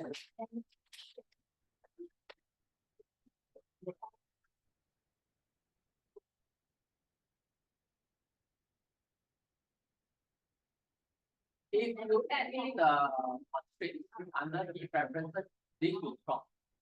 If you don't have the system doesn't tell you, but it doesn't see at all. So travel times you're after again? Yes. So if this so this is the main activity, but somehow, and you probably know why that constraint, it's transparent. So basically, okay. So I have here a reservation before that. No, what's the question? You will call it an activity. We call that reservation. Okay. Yeah. So this is a reservation. But you also see that above it and below it is actually saying something, but it's transparent. And you know why. Yeah. So this transparent part is what we call a padding. So a padding can be is basically a connecting line to tell the system how much time before or after or end or before the class that needs to have a specific time frame before the next class can be scheduled. So for example, I think what the question was that, is there a way the system can inform us, like for example, the classes are too near to the other block or too far from the other block for the system to make that decision, right? So what we can then do is we add a padding. So this padding is a time period. You can maybe set it as a half an hour, 10 minutes, 20 minutes, up to you. What I've done here is I've set an 8-hour padding for this specific class.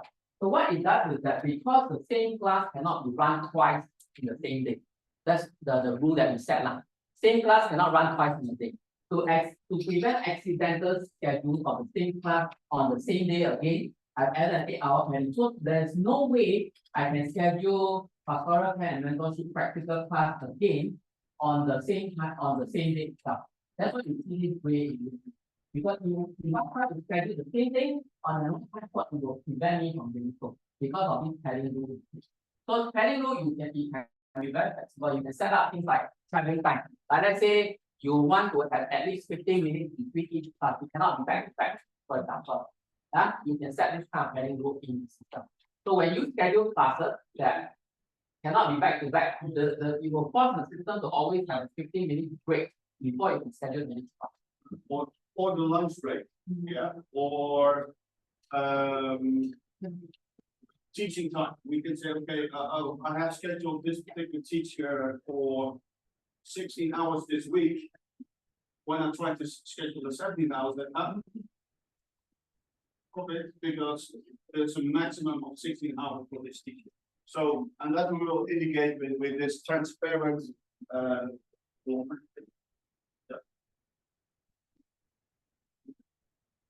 Dynamic availability within all. Okay, so we have this feature called dynamic availability. Essentially, what it does is that it allows you to put a certain number of hours on an object. Now, in this case, it most likely would be a staff. Like, for example, maybe a young can only take, I don't know, 20 hours a week because they are paid so much. So you can set like 20 hours a week constraint on this person. So when you schedule, and let's say you already because you keep scheduling, you don't know how many hours this guy can do report until you look at the report, right? Alternatively, when you set this up in the dynamic availability constraint, once a person hits its 20th hour of schedule and you try and schedule more, the system will not allow you to. There's no way you can overwork a person, so to speak. So this is one way dynamic availability that can be, but it is not just restricted to staff, it could also be a location, it could be an equipment. So it could be anything, but there are many things in the system to help you manual schedule. Okay, that much is true. So that's why manual schedule in time is extremely easy. Once you set up all these constraints, it helps you very much. You won't basically make too much mistakes. Even if you look at this week setup, you will see that I already set up by semester. So sometimes some of the countries, hey, I don't want all the semester. I only want term one, or term A of that semester, for example, because you only are scheduling first half. So we can set the weeks, so that maybe just week 1 to 8, for example. So there's no way you can move the calendar before week 1, nor after week 8. So there's no way you can schedule outside of week 1, so to speak, for your term. That way it prevents accidental inputs. Yeah. Any questions so far for call? We are just scratching the surface. There are a lot more things, but I think there's only so much we can all handle. Yeah, I give you more, then you go, you a lot of things coming, and then you think, hey, actually it's not very complicated. Yeah.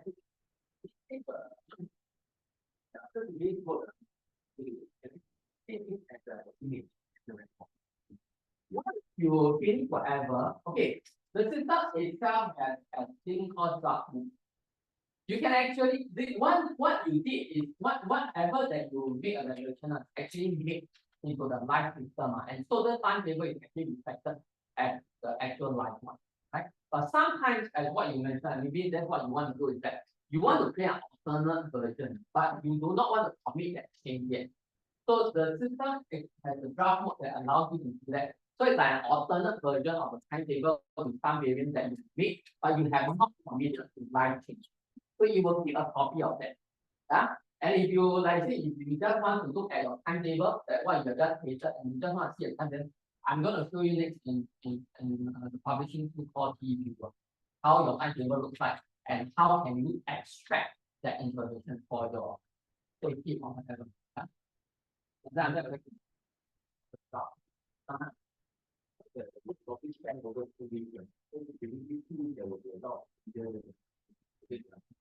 I want to look back last week was the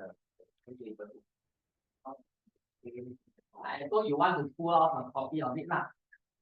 Yeah, so I can show it to you in viewer form. So that in viewer is when you can pull out the report to see what you have done. Because with the reservation you want to see, right? So you can make a comparison because once you go to viewer, you look at the timetable, you make a copy of the timetable in week 1, for example, that you week 2, then now in week 2, and you make one changes. So you want to see what has changed, right? You can then make a copy of that week 2 one, and then you start by One thing good to highlight, if you're not, is the continuous Yeah, talk about that. Okay, so they understand the concept. Has this great diamond concept in this break diamond. great diamond. Break diamond concept. I think you're the best one to do. That's overruling. So yeah, double registration. Yeah, so that's possible. So on purpose, you can double book things. So we don't quite rate diamond. In Timeedit, we allow this function called double booking. Okay. Essentially, what it means is that it breaks the constraints. It allows an object to be used at the same time in the same time frame, basically. It could be a class, it could be your modular group, it could be a module block, it could be a star, right? And the way we do this is quite good in the sense that when you make something double, it's only for that specific instance. Just for that one reservation, you allow the system to allow this specific person or room to be double booked. Once you are done with this reservation, the next time you try to book the person again and you want to make him double bookable, right? Or rather you don't want him to be double bookable, the system will already revert back to that state. That means you only want when you make the double booking, it's only for that one instance. Otherwise, you always revert back so that you will always clash. Because you obviously don't want to make double booking a norm, more of an exception, right? but it's, well, if you compare the syllabus and Timeedit, you make a lot fewer double booking. Because the system can schedule it how you want to have it. Yeah. Yeah, so that's a major difference. Does, Yeah, so that's why we don't have a problem. does it highlight that it's double book? Yeah, we have a special page where you can see basically all double booked, well, reservations basically, but those are normally done only on purpose. Yeah, so, yeah. So we can run a report between a particular date and then where you can see nothing in it. Because, well, you can clean a schedule very clean. Yeah, Okay. double booking is actually overcome the problem. So I haven't talked about this because this is not actually something we're going to talk about. Might as well just say it a little bit now. So within the calendaring, right, you'll notice that what I just showed is only the calendar. There are a few other items here that we will not talk about. So what are these? First, we are reservation link. So the moment you click on reservation link, what's going to show up is all the reservation, all the scheduling that you have done, right? During a specific set time frame. Let me see. This time frame was. No, I can just do the weeks. Yeah, and then activity list. Yep. Okay. So within this time frame, and I want to look at all the reservations that have been done. These are all the reservations that have been done as well. So you can see where the task taking place, which day, what time, what are the objects, location. So it gives you a summary of all and how many reservations have been done, right? Then of course there are other things besides this. Obviously, you can also look at cancellation list. Did I cancel anything? So yes, I did many things. So done resolution, so these are all. Now again, at this point of cancellation, so whatever you cancel can be found in the cancellation, and you can also restore them. It's kind of like your recycle bin. You want to bring back any reservation that you deleted after a while, maybe some remorse or regret, then you can revert them back. Then as someone was saying, right, how then do I see double booking? So in the conflict list, if there is double booking, it will be shown here. The interesting things about the conflict list is that you can actually focus on certain called intentional and unintentional. So intentional is those that you deliberately do a double book. Unintentional is sometimes through integration. Certain objects get double booked, but you didn't make that change. So it will also show up. Then you tell you in case you want to make changes.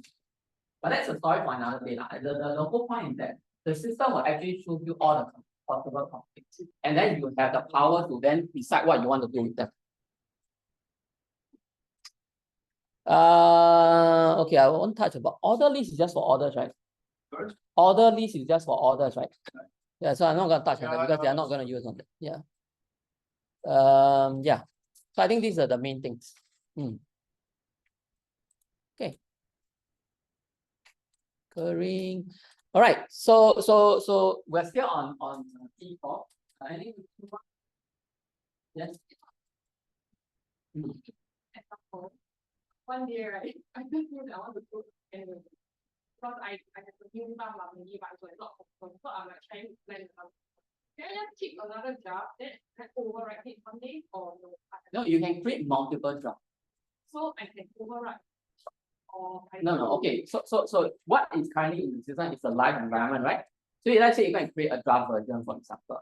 And if you want to commit those changes in the draft mode, you can say commit changes, and all those changes that you have done in draft mode will then be sent over to the production. And you can also create multiple draft mode. Like for example, you have this version that you have created, and then you're saying, okay, then we create one more version and have a look as well. Because in each of these draft mode, you can go in and look at what are the reservation differences. Then you decide which one is best for you. Then only you commit that draft mode into the production mode. Yeah, you will see that. So for example, you don't know who's teaching something, so you make the timetable for that particular teacher. I'll know who it is, but maybe you make it a timetable for where you focus on the Tuesday and one focus on the Thursday. Yeah, and then maybe okay, the new teacher at the time he likes the Thursdays. commit to the Thursday, delete the Tuesday. Job done. So it's like you can make changes preemptively because you do not know my to be this or that. Then once you confirm, is this one, then you commit this change and then you delete it. Is there another option that you can lock, not only single activity, but I can lock the entire thing? You can lock activities in bulk. Yes, you can because you have Reservation list. the reservation list. I can Okay, make- yeah, okay. So So in the reservation list, you can do everything in bulk. Yeah, so basically you make your filter. And that's okay, this are what I would like to do, and just by, clicking everything. And, the status. that's. That's object, I think, no, that's not an object, it's a status. No, What was the change we're trying to make here? I just couldn't hear the question. Lock it. lock all the It's reservations? locked in bulk. Yeah, so you can lock it if we use a locking object. So because we Yeah. have a very flexible data model, we could use the add object to add a locking object that only certain users have the permission to remove, which is something that can add to the lock functionality you saw earlier. It's not the same lock functionality, but it's something that certain institutions use where I know the question around locking earlier was, can we make it so that only certain people can remove the lock? When that is something they desire, they use a locking object so that only certain people have permission to take that object away or use it. And they do it through here. They do it in bulk. But generally, by changing the status, as Edmund was looking at, that serves the same purpose.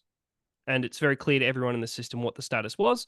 And that, as Edmund will get to with our viewer module, that also can control who should see it from an end user perspective.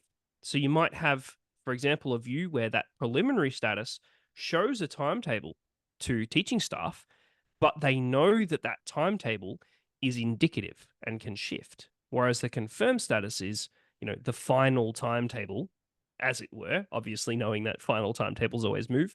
And the plan status typically is used for people who just want to see, like timetablers, seeing things internally and no one else sees that outside of maybe departmental staff. And so with that, you don't generally need the locking feature. What's your example of why would you lock it? I will keep pushing my hard work that I have done for you. No, but we can make it. Okay, wait. Anyway, long story short, I remember one of the project actually has this request, and we implemented it through what Jordan earlier said about adding an object for lock. So what they do is after they do all their reservations, the timetable, right? Then they'll go to reservation list and add the lock object. Basically, a lock object is our way of interpreting to create a manual lock on this. So it is different from just now the way we show you how that lock reservation works.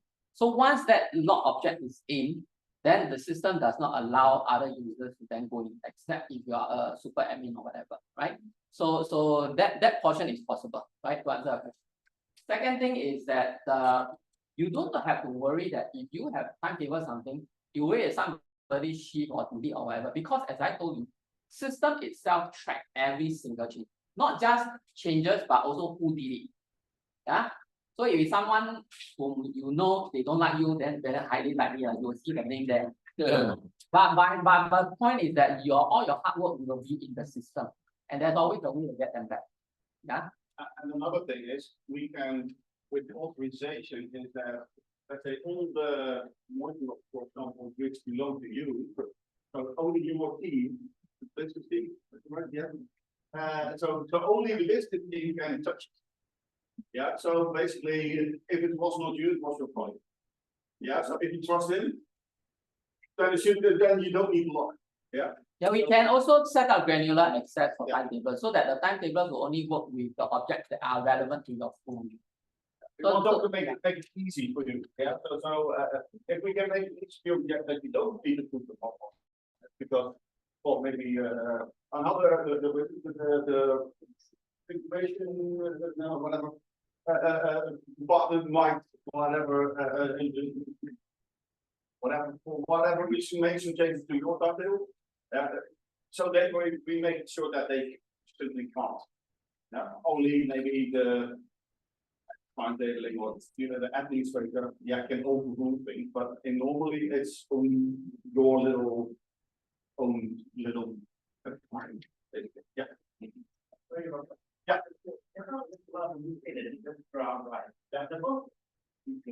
Drafting.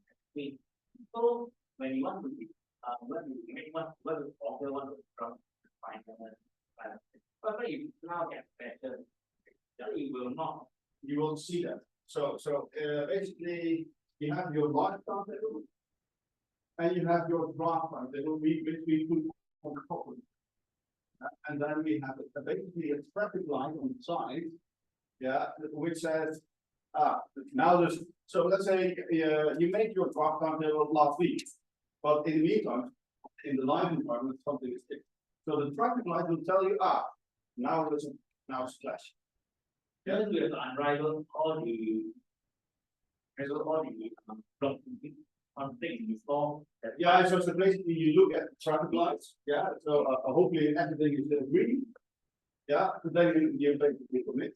Or if not, the resolve basically the class, maybe take the room or whatever, or take the time, and then commit. And when we restore the audit trail, when we restore the lamp, You will always see the class. Again, logging.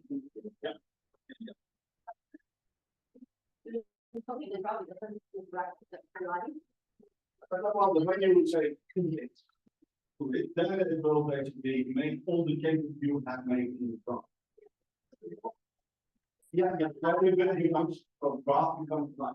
And then the children, then because. No, so and then we'll stop you of those regulations. But override. No. But what he meant by it's not exactly override. It's really just Updates. So Because you must understand that certain resources are shared, right? So like let's say for example, this teacher is set by a Q2. One school already use it. Then maybe in your job, your understanding, you actually want to do something, but because you have committed the life requirement, some other school already use it for another class. So there's no way you can just suddenly snatch it away based on your draft idea. So when you want to commit that draft idea, the system will tell that, hey, actually this teacher has been classed by someone else to teach for some other class. So you need to resolve this conflict first before you can then commit that change. Like maybe instead of using this teacher, you use another teacher to make sure that this class Let's say if it's just past the class period of ID, it will just over. It will update now. It will update. So let's say if the live was Friday, the same month. And then you become 13. Then at least 40. Yeah. Because they always check for conflict. If there's no conflict, then they will make. it stops you over creating a conflict. But normally the timetable will review basically the traffic light, before they commit. So Update, right? Override. Yeah. Stop me as in like you only update those that you can update. all the green ones, let's say all will be updated, and the red ones, you will get the list with the red ones that I did not do these three. Resolve the first. They will not do it, right? No. So the draft mode is basically giving you an advanced step to pre-plan all your stuff. But essentially, when you want to do a reservation, it's also at the point where you make the commitment, right? So it's also at the system is saying that you are doing this bulk job at this time now, right? But you just plan for it in advance. So at that point where you want to commit those changes, you will then check for conflict. You won't check before because you haven't committed live. So that's what it does now, which is also a good thing because sometimes you want to pre-plan ahead. You want to wait until you got all your resources ready, then you plan. Then it's just 2 days before the time they will go. Where got time? Exactly.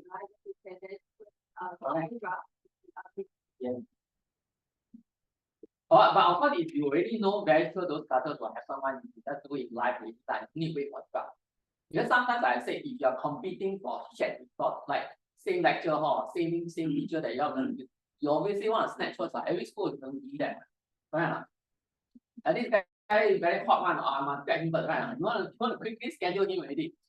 No, my class got no teacher, huh? All right, any other question for Paul? I mean, good question, because these are things that I don't expect you. If you want to use the system, then at least it's good that you all understand what the system can and cannot do. The system can do a lot more than, we are only just getting. Of course, if you are doing some simple work, I think this is more than enough. Yes.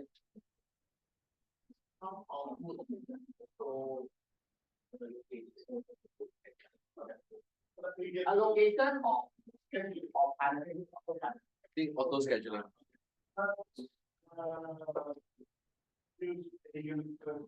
For example, 30,000 students. Yeah, they easily schedule automatically roughly between 18 and 19. However, they are very used to home scheduling, yeah. So they have a whole process to get to home scheduling because your data needs to be incredibly good. Yeah, so it's not, let's say, plus the two, you move actually into front end, and then let's say in the second semester you but well not because basically what we try to get your the quality of your data first, and then we install that. We can say, okay, let's all schedule this now. Let's all schedule this now. And then maybe in a few years we can do it. So we do it more step by step. Then basically selling you a brief, which now. The auto scheduling engine is in a way very powerful, but again, like I say, it also depends on the quality of your data and the constraints that you set. Like I said earlier on, the way each individual school schedule is because you all have that inner knowledge of how to schedule. You all know what are the code, what are the issues when you want to schedule for your specific classes. Now you need to translate all that requirement for the system to then receive that info. Then it will also schedule the way you want. But if you miss out certain steps, like for example, you never thought that I put in this constraint or that, then the system won't react the way you want. So generally speaking, for some of our clients, the implementation of autopilot is always a critical process because you need to feed the system with preferences, with the constraints that you have thought of and everything, or even new like and then what they use the autopilot for is that it generally gives you a baseline schedule. Like most of your classes always have one. Because maybe year one students will be easier because you all it's like you already know how many students coming, what subjects are taking, so you have plan out all these classes. So when you throw it to auto schedule should be very nice. The problem is always when you have deviation from the top. Right, you got landed class you got design, then got elective you don't know how many people going for elective. This will create problems because you do not know how to schedule the class. You can't tell the system how you want the class to be purposefully scheduled. Right? So when you have that baseline, then you move to the class around, then you get your optimum one because you will know what are the exceptional that you think can do. So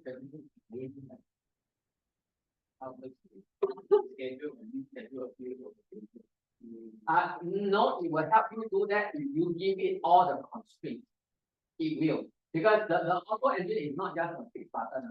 There are certain things, rules that you expect. Like you want a very detailed analysis where the system will take more time to try to find the best optimized timetable. Otherwise, you will say that as long as I fit what I still will the task. But you are saying that actually so what? I want it to go on the first day and I think that this guy is there first, then I schedule it. If not, then I want this guy to take. You know that kind of thing. So you do more analysis before you solve this. Typically, if you get all your data, right, you input everything with most desirable section. How long will it take for the system to come up with timetable? Or some standard of timetable? Depends on the size of the data set, of course. Yeah. And how good you are. 14,000.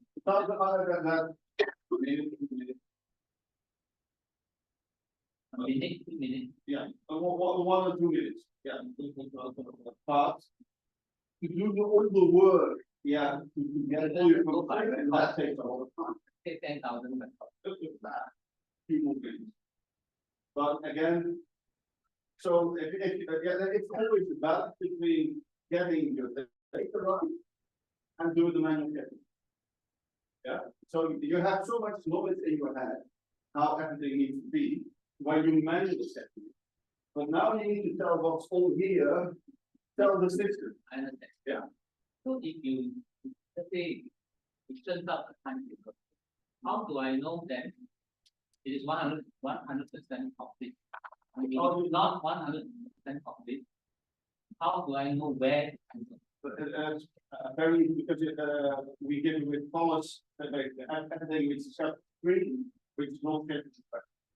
And then we put maybe a different scheduling route to basically the one we read with more a little bit more flexible scheduling route. And we schedule that again. Yeah, but it's a step-by-step process to get to.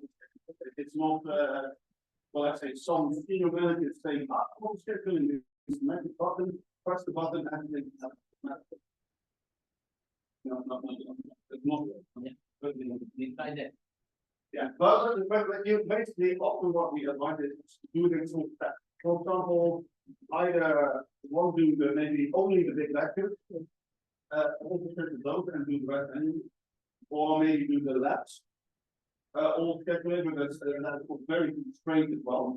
Yeah, and there's only let's say you have 20 labs.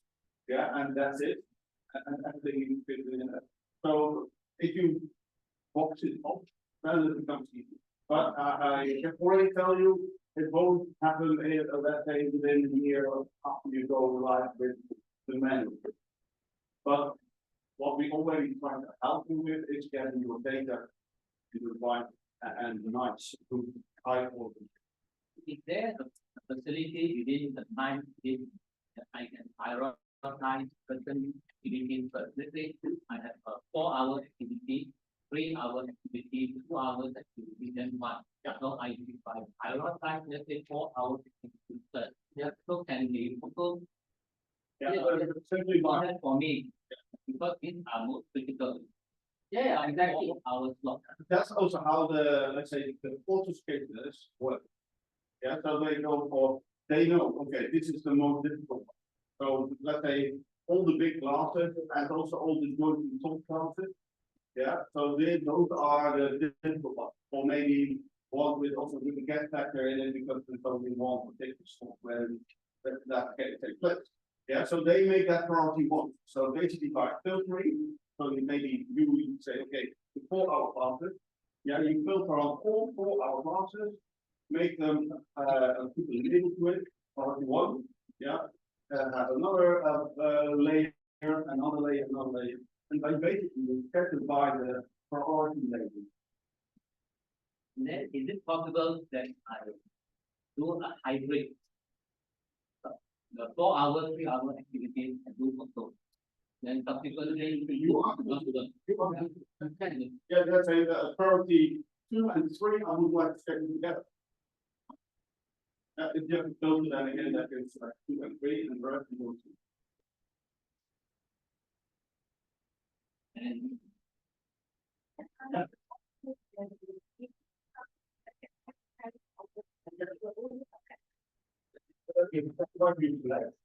Yeah. when you want to auto schedule, you need to schedule for a job. Alright, the job will ask you for certain factors, like which school, what class, and all that. The activity things can be fixed one. It's not like you run out there, everybody get auto. No. Okay, those things that you show us, those activities that you showed about, you didn't know that when you plan off. You didn't plan off. Is it because the power saving or what? But anyway, those activities, you know, and they don't have students inside, right? Not yet, no. Not yet. No. Okay. So the But second don't thing be on student set. is that, Yeah. currently, Without individual. so, coming back to the point, drafting and production. Okay. Is there a function where we can say, okay, now that I've done all the draft, I'm ready, but I'm not sure, and I want to make a final check. there something that you can do? Okay, run a check for. Conflict. Yeah, well, if you want to check with conflict, you have a conflict list. Yeah, so basically you build. Actually, do there's a conflict. Yeah, well, so in principle, conflicts are not.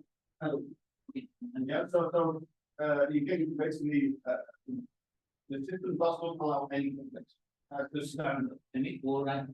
And the override, yes, but then we make basically a list with only the ones which are overridden, or basically on the classic farming on purpose. Yeah, but as already mentioned, from my experience, what I see is that the number of on-purpose actions are substantially less. Yeah, and I think the majority of the time they look at zero. Yeah. I can still do a fine. Yeah. Generally, I think you must understand that the draft mode is not really something to do your timetable on.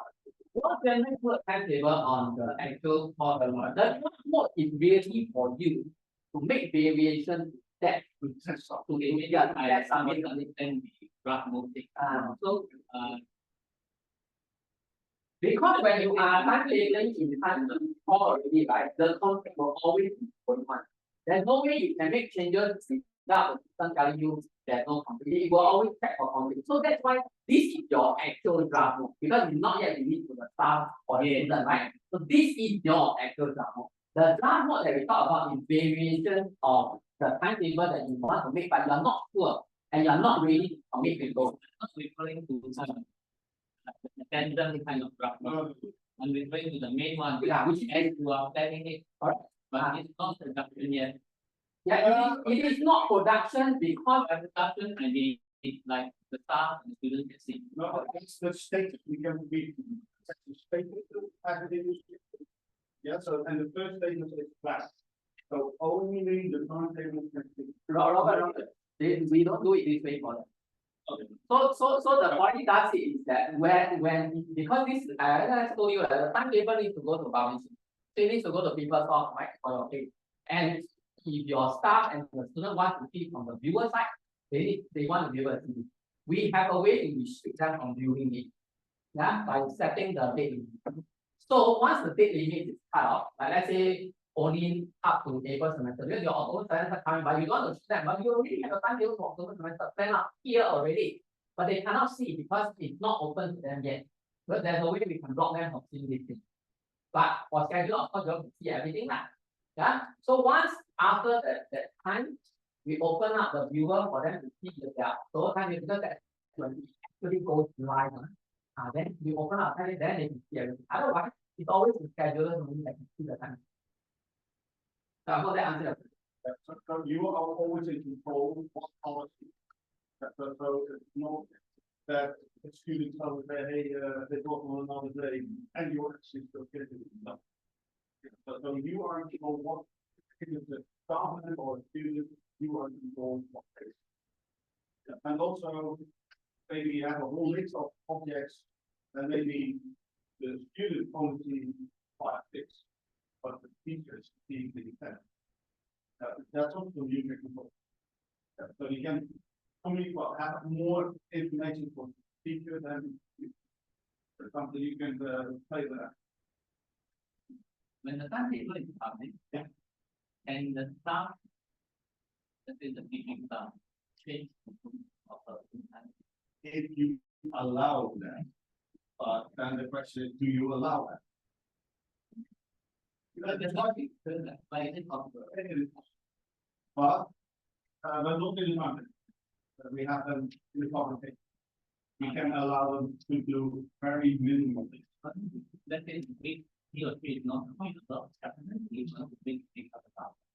Well, God will make it, but it's ridiculous. We're gonna done. Not Maybe maybe Friday is scheduled to walk.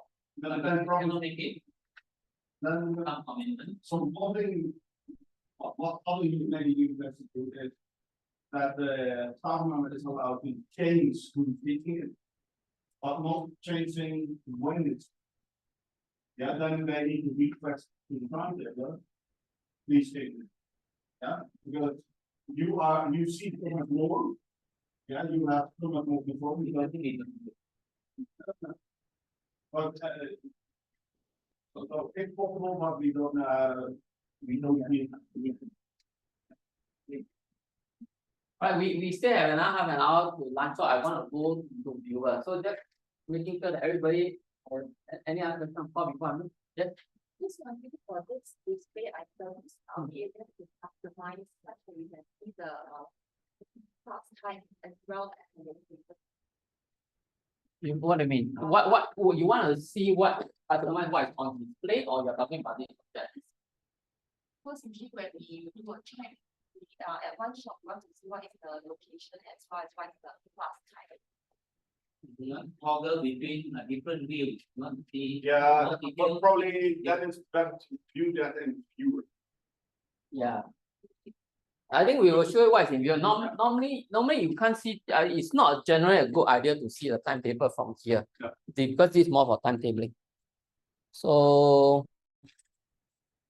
this is how that timetable just now from this one. You see, this is the AC 2101. Okay, let me clear this. AC 2101. So when I select this and I look at the week 1 view, all right, this is the timetable, right, for the recurring week, because this is just week 1, but I've done for all the weeks except the term break. And so when translate into a timetable view, it looks something like this. So you can see this is viewer. You can see that for advanced financial accounting, right, it's happening 14 times in the semester. Week 1, week 3, week 13, week 15. When the module code, the lecture hall, the lecture, and then it's held in room PKGA 01, and this stuff is moving. Yeah, you can also include their phone number if you want to, email address, whatever. So this part is customizable, what the view will be like. Yeah. And again, how this looks like completely comparable. Yeah, so if you want the dates here again, only for you again, yeah, we can swap that pivot around. And now this is a multi-week view, but we can also week by week, more month by month. So this can be completely changed. So just now I showed you in graphical view, this is in text view. And text view, you can of course see them in week by week. So you go down, okay, you notice interesting, why is there a red dot? Now a red dot here is to tell you that there is reason change to this particular reservation. And it has been just modified or added in the last 12 or 24 hours, if I'm not mistaken. 12? Yeah, so it's very recent. So once you look at the timetable, you know what are the reason change, because the red dot normally indicate it's been modified in the last 24 hours or so. Yeah. This individual stuff, what I say is like. Yeah, individual sub timetable also look like this.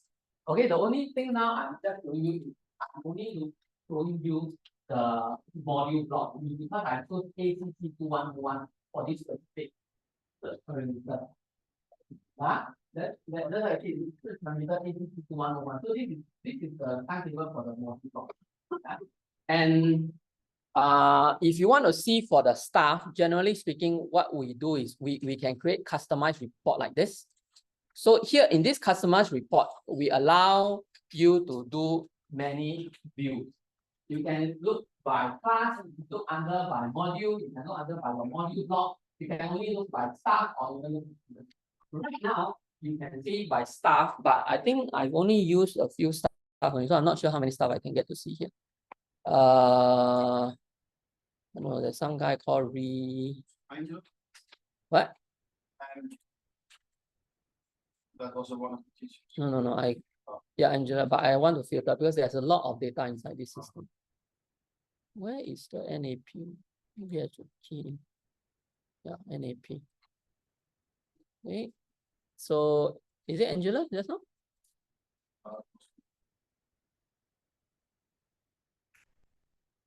Angelo can, yes. Angela can. Show schedule. Wait, let's change the period to October semester. Yeah.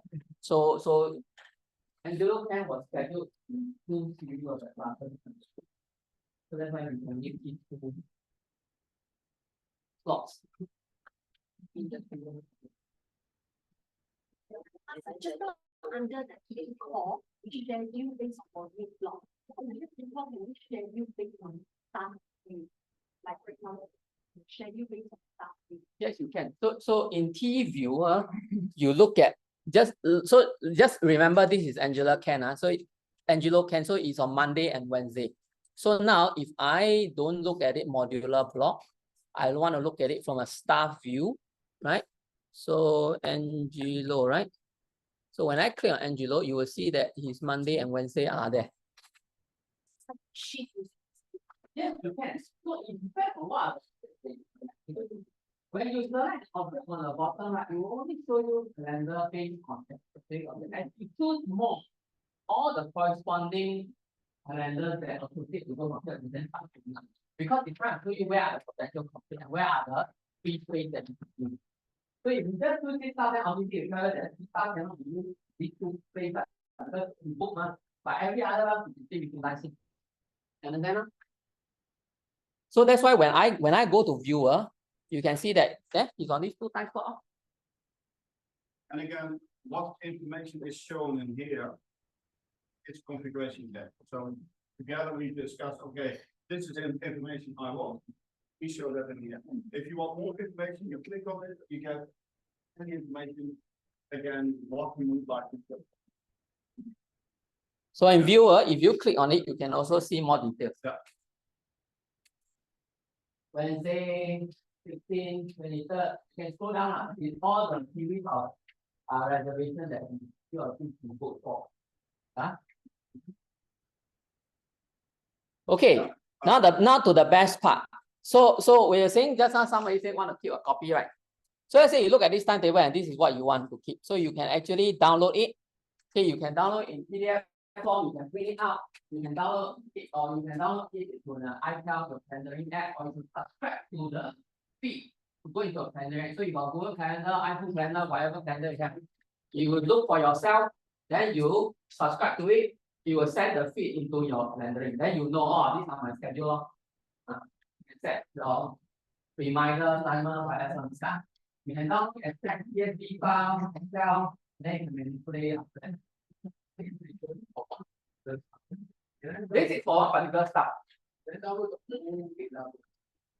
Downloading whole database is not possible through viewer because it will be too much data. But you can download it by your modular blocks and all that. So you will have multiple stuff. So let's say, for example, I don't want to see just this stuff. I just want to see for module block, maybe ACC, because that's the one that I plan for, right? So ACC 2101. Then you will be able to see the schedule. October 10. Yeah. Then you'll be able to download like this.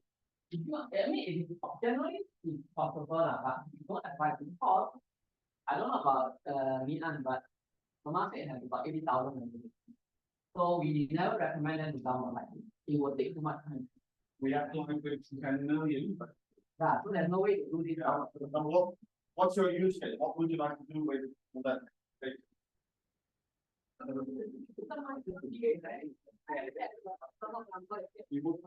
Yes. All customizable. What you see there, whatever names I want, as long as your data object has that field, we can put it here. I can make a change to how.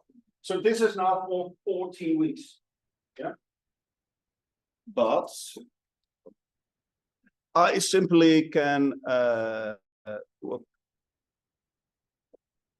weekly view. And again, for example, then I am basically comparing week by week.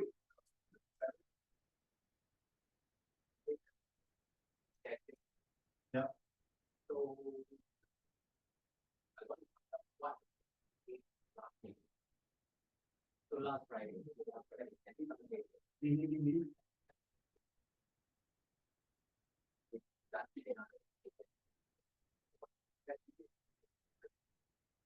basically you want to list with your changes. So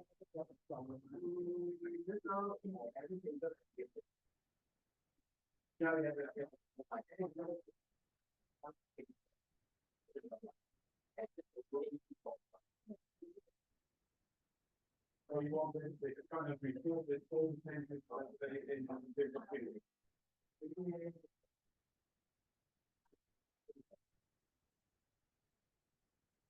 Yeah, it's just a list with all the things. That's what.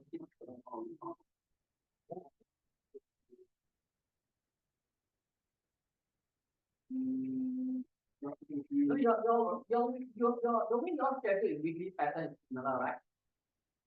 So really, so my advice, if you want to do it this way, then there's no generic way. There's no need to upload actually. You can just do a week one view and a week one view by just looking at it and you just download it.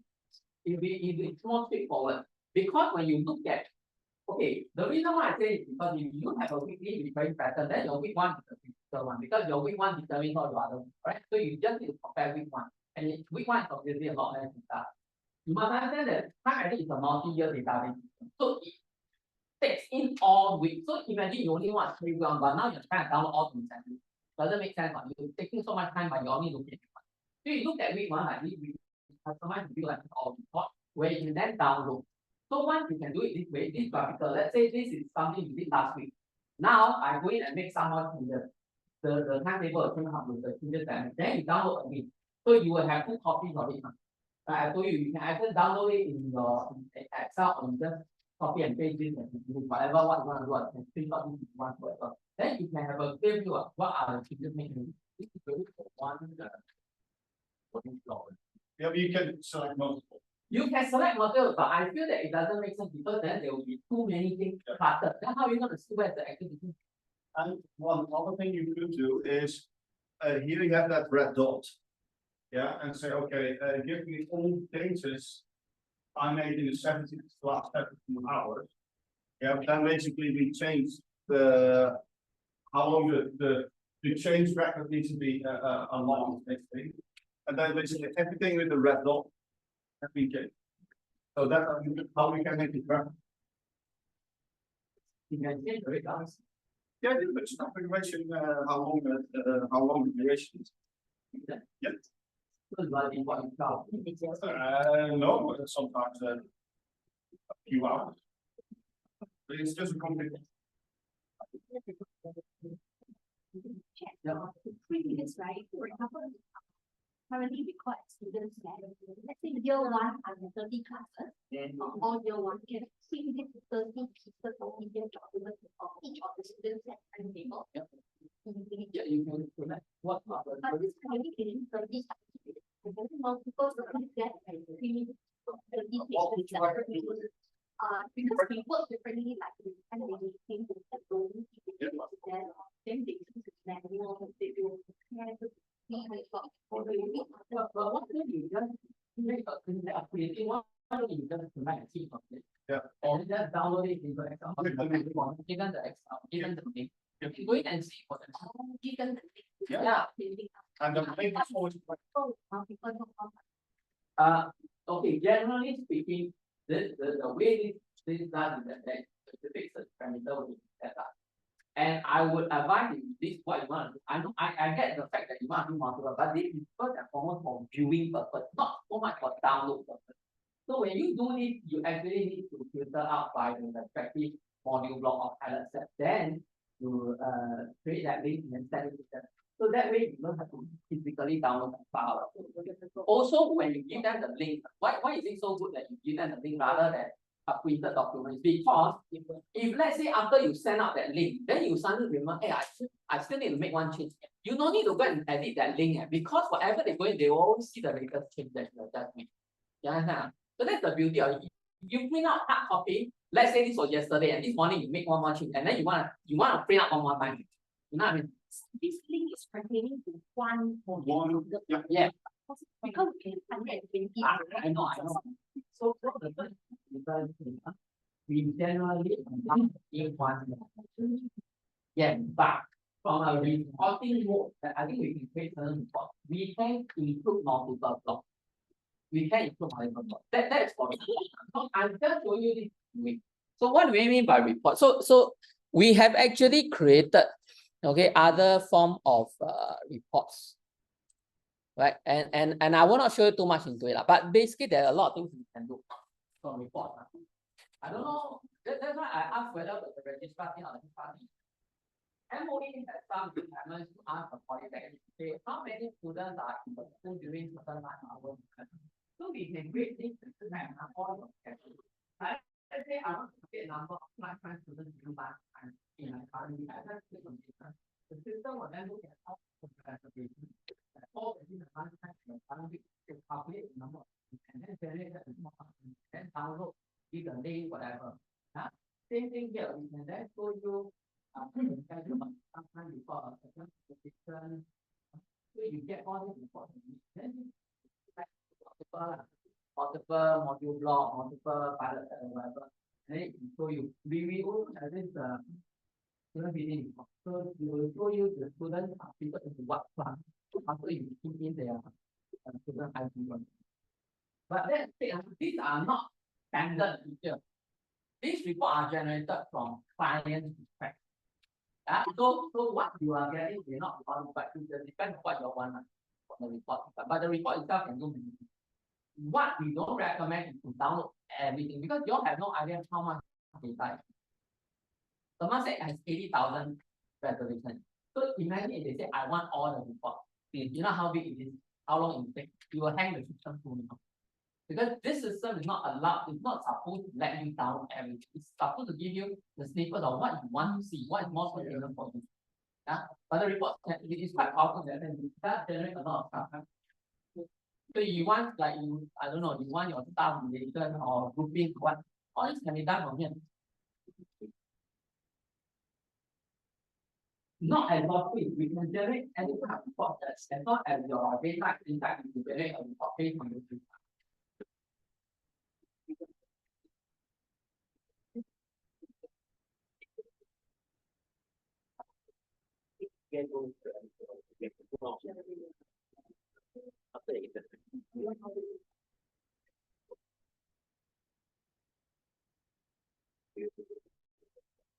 Okay, so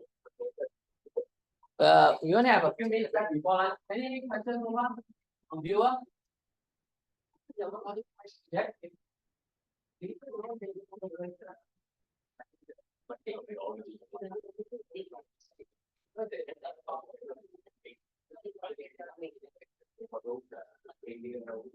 Okay, so I can show you that during the workshop later, although that wasn't planned because initially I thought you all don't do historical action. And it's something that actually PeopleSoft like do. So I assume someone at PeopleSoft is actually doing this job, right? Are they here today? Anyway, it will be a topic for your internal discussion because at some point if you want to say actually this student meeting can be done during the time taking phase. Because after it's being done, then as what you would say, you have to manually pick the student because you need to put in letters. The bulk of the the bulk of the student meeting, the bulk is the way to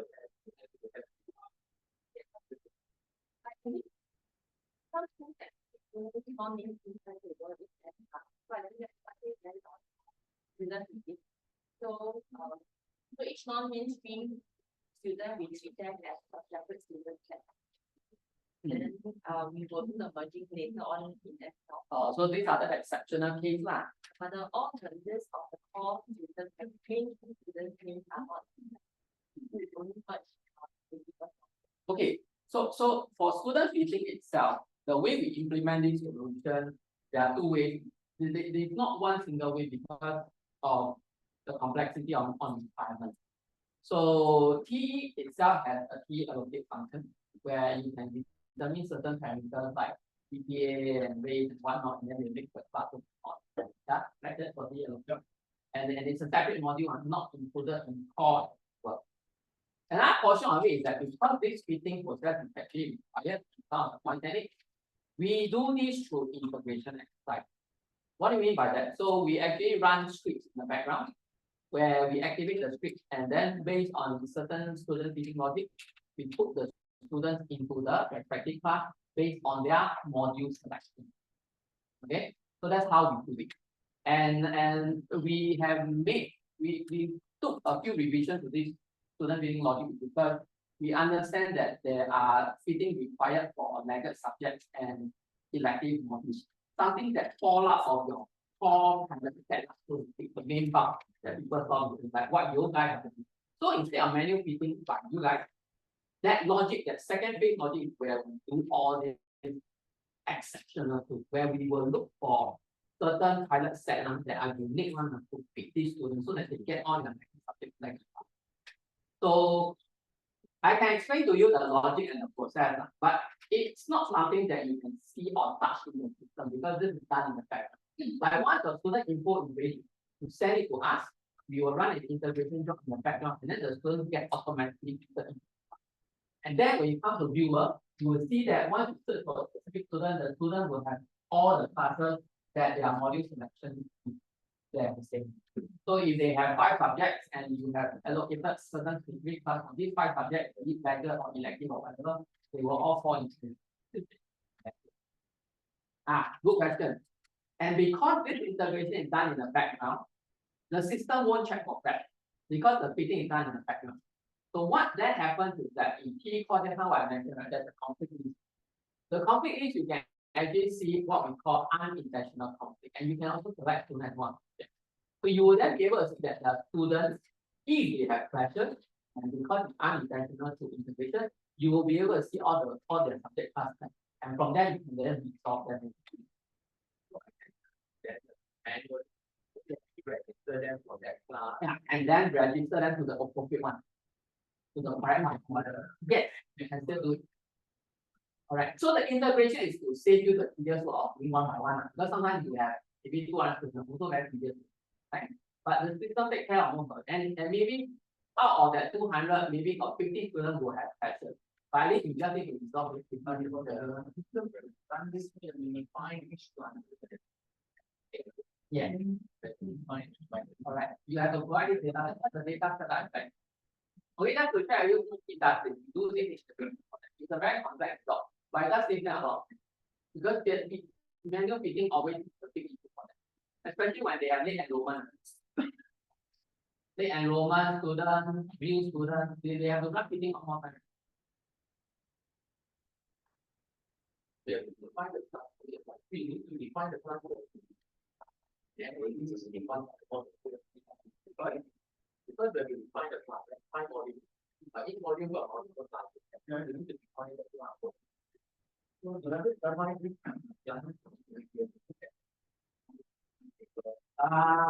Well, it depends on how data is set up. The total how other schools does it is that normally they will have what we call an elective class or elective module block, maybe right? So in this elective module block, it could be a combination of 2 elective, or it could be a combination of elective module by itself, and then maybe the latter subject could be an module block by itself. So our algorithm will then try and pick a student for the core one first, then the auxiliary one has the elective or the latter one, and then we will search for those because we will, let's say for example, out of the 5 subjects, like 4 are core, so we will then go into the appropriate module block like the 4 subjects. But the big one, which could be a latter or elective, is not needed because this subject exists in either an elective module block or a negative module block. So we will then look for an elective module block or a negative block that fits that one last subject, and then pick that student into that block. And then verify the way we do the logic is that each block and each subject and each class will define a free set of enrollment. Like let's say maybe 10 or 20. And because you might have multiple tutorial class for the same negative subject, for example, because there are a lot of negative students, correct? We will then be under the class size met, and then we then move on to that. So it gives certain flexibility. As long as your class now, we will be able to all your students and you won't fall out. You need to create the class, but you do not have to define strictly because we will look for the next available module block in order to pick the student for that. There will be no need for picking on the. There will be no need. This is the only issue. Because as I told you, this specific logic works outside. If you use deallocate will check for function. Because deallocate is a feature. Allocate you have much more control how you like Yeah. organize it. So maybe this afternoon, Jordan will give you a short demo of allocate. Yeah. So because you can put different layers in it. I'm looking is another package. It's another application. Yeah, but all working on the same database. Yeah. So it's happening all connected. You look at the whole ecosystem, they have many modules, but the underlying layer is same data. So what change you make one module will be reflected. Okay. Yes. Currently, when we are doing the Sorry.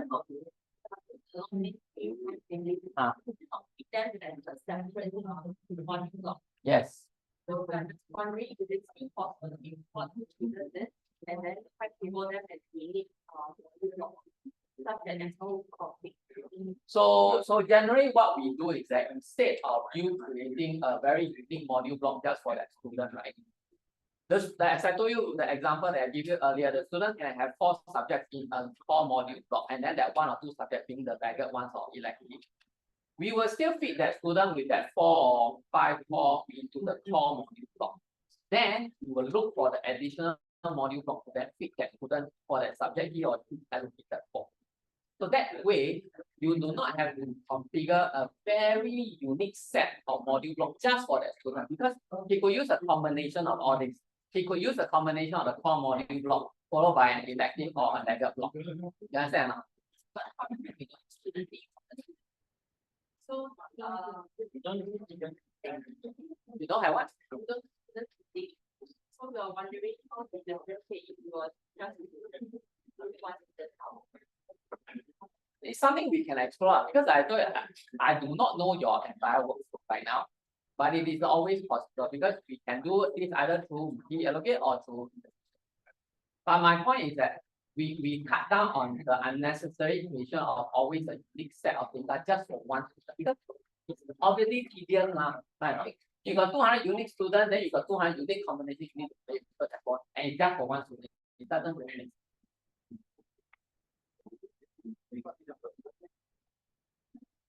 Okay, if there are no further questions, then I think I can release you guys for lunch.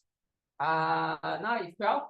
So I guess come back by 1 and then later we'll do the workshop and hopefully we can close off the session by 3 o'clock. Okay? All right, thank you so much.